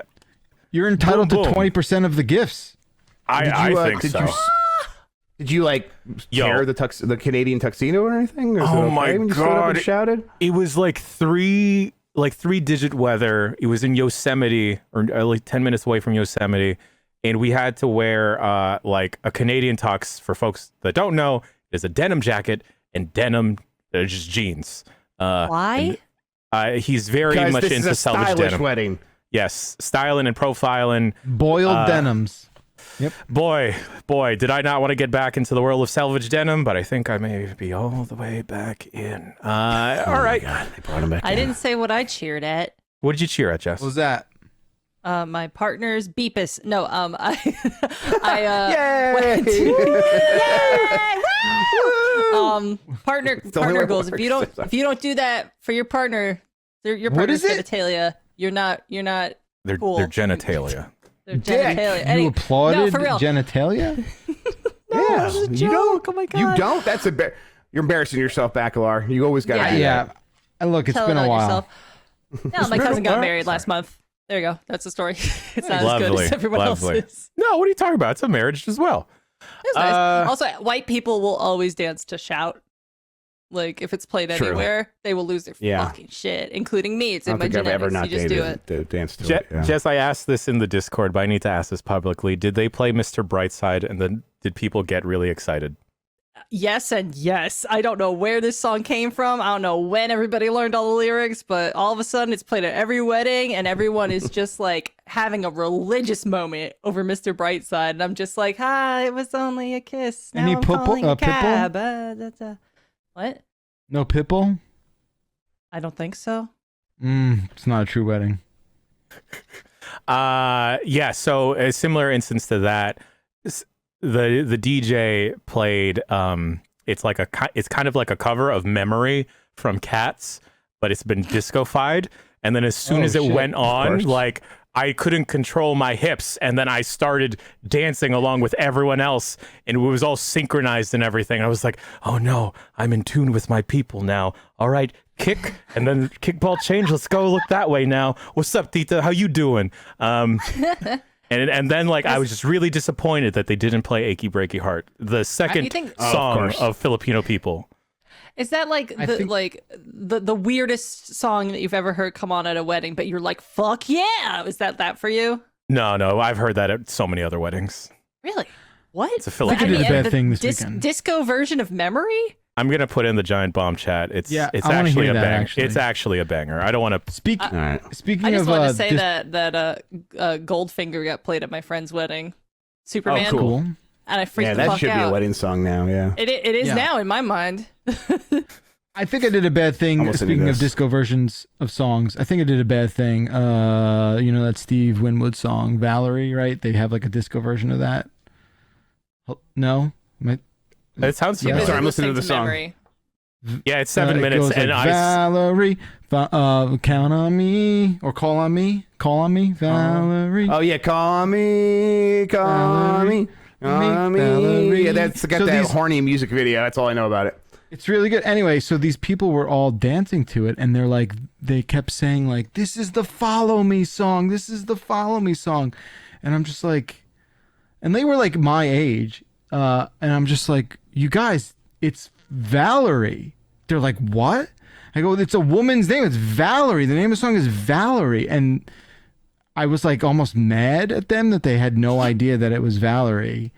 And we had like an awkward standoff, and I just sort of like moonwalked away after I realized that I had like shit in their salad a little bit. But anyway, that's what happened. Wow.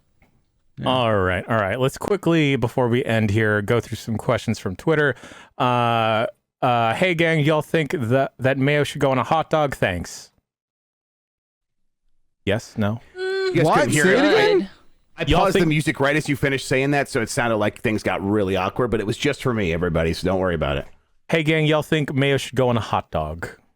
Sure, you could like whatever. Who cares? Should. It's a Sure, strong go word. ahead. Whether or not it should, you've already committed the sin of like, I'm gonna put a glizzy in my mouth. So who cares what's on it at the end of the day? Like, I think it literally really is we're gonna a sin. we're gonna You're split mixing hairs meats over together. mayo versus mustard? Come on. My barber chimed in and yeah. said yes as well.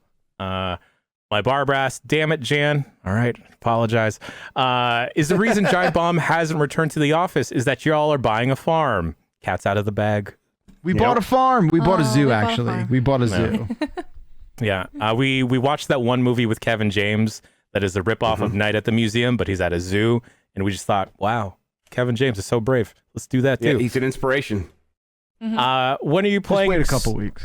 When are you playing Switch Nintendo 64 versions of Mario Party on stream? It's inevitable. Yep. Gotta happen. Probably really quickly after they come out, so you just hold your horses. And we'll beat Dan again. By Yes. we, I mean the chat. That's right. What's your favorite word that rhymes with your name? Death. It doesn't really rhyme, but Yeah, I death got and meth too. meth. Yeah. Yeah. Fine, I'll say Bacalar. death too. Does that count? Shit. Fine, we'll just do whatever. Death. And then Death, Jan? death. I guess Options here, bud. there's a lot. There's a lot. I'll just say that when I was reading this and I read what's your favorite word, I was inclined to just yell bitch like the Too Short song. I mean, it is a That's pretty great good. word. Oh my god, we should have said chef.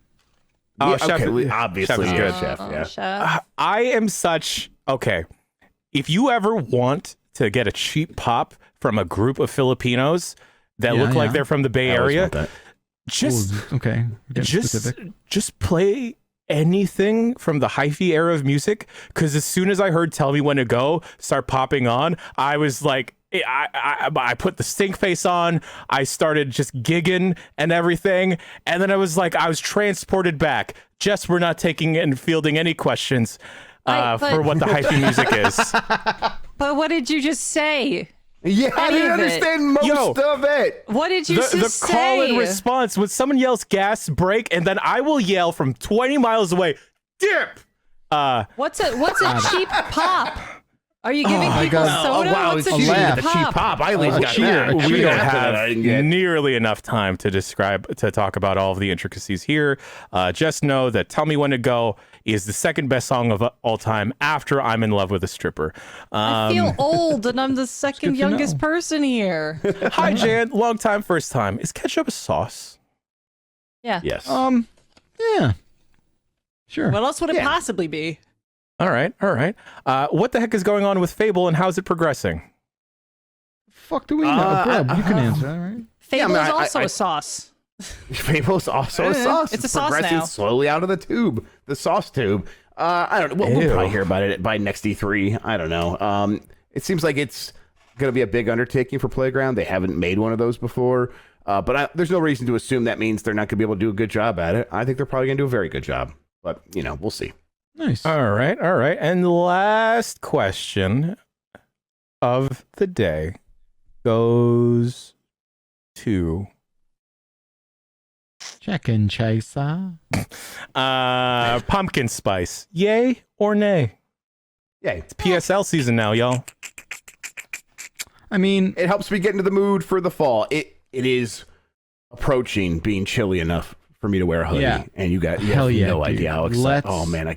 go. It's fucking go. happening. I see leaves. yes. They are falling. I'm upset. Oh, it's so close. Death to summer. Death to Yes. summer. Upset. Listen. Life to summer, eternal life. I Um, love summer. I just want to. I like the smell of pumpkin spice more than I enjoy tasting it.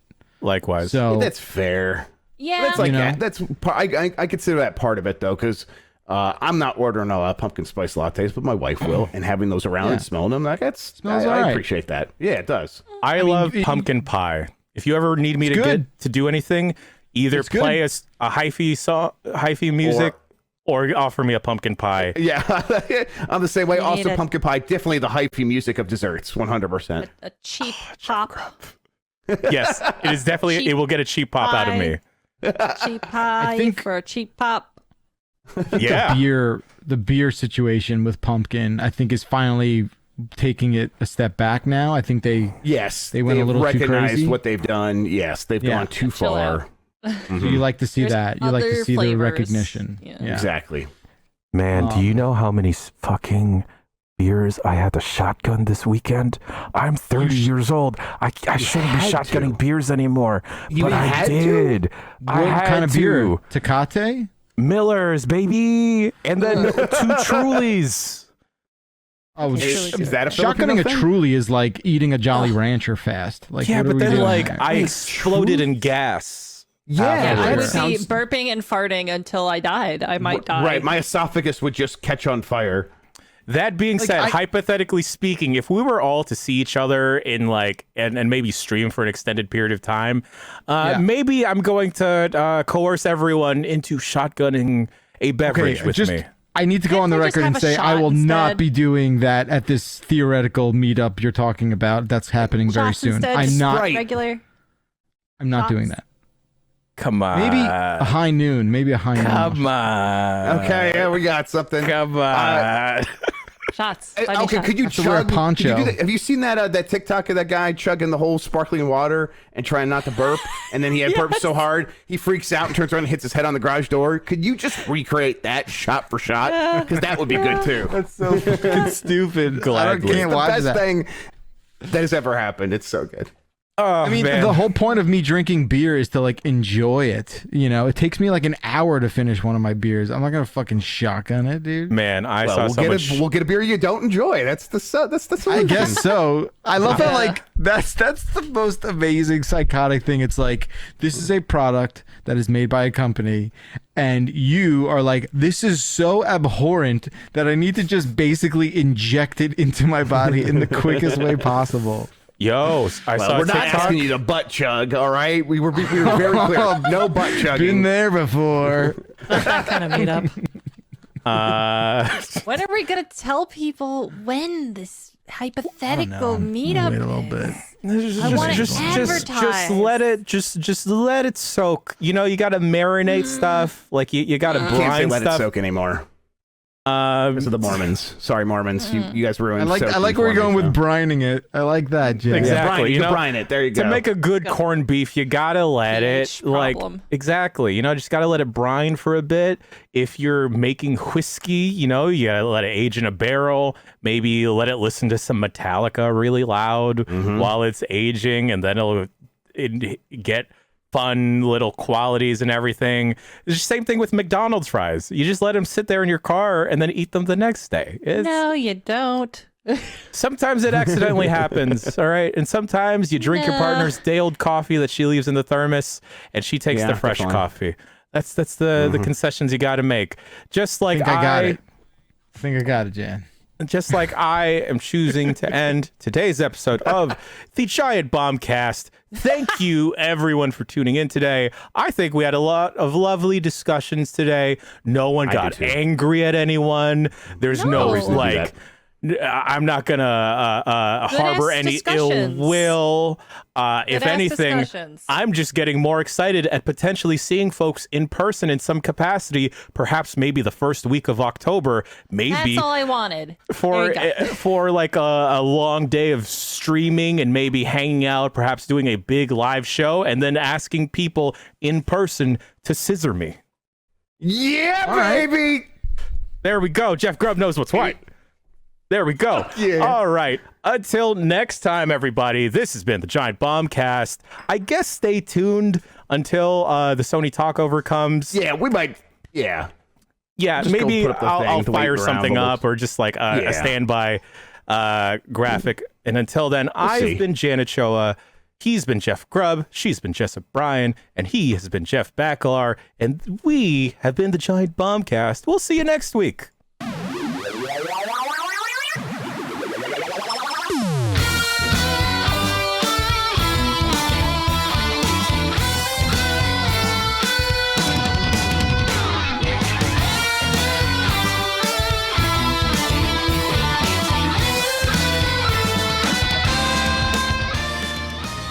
The Giant Bombcast is hosted and live produced by Jan Ochoa, with support from Jeff Grubb, Dan Reichert, Jess O'Brien, Lucy James, Tamor Hussein, Jason A. Stryker, Matthew Rory, and me, Jeff Bakalar.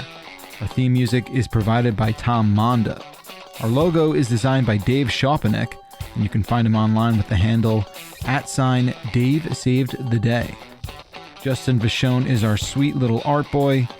And thank you so much for listening. Of course, a kiss on the cheek to you at home.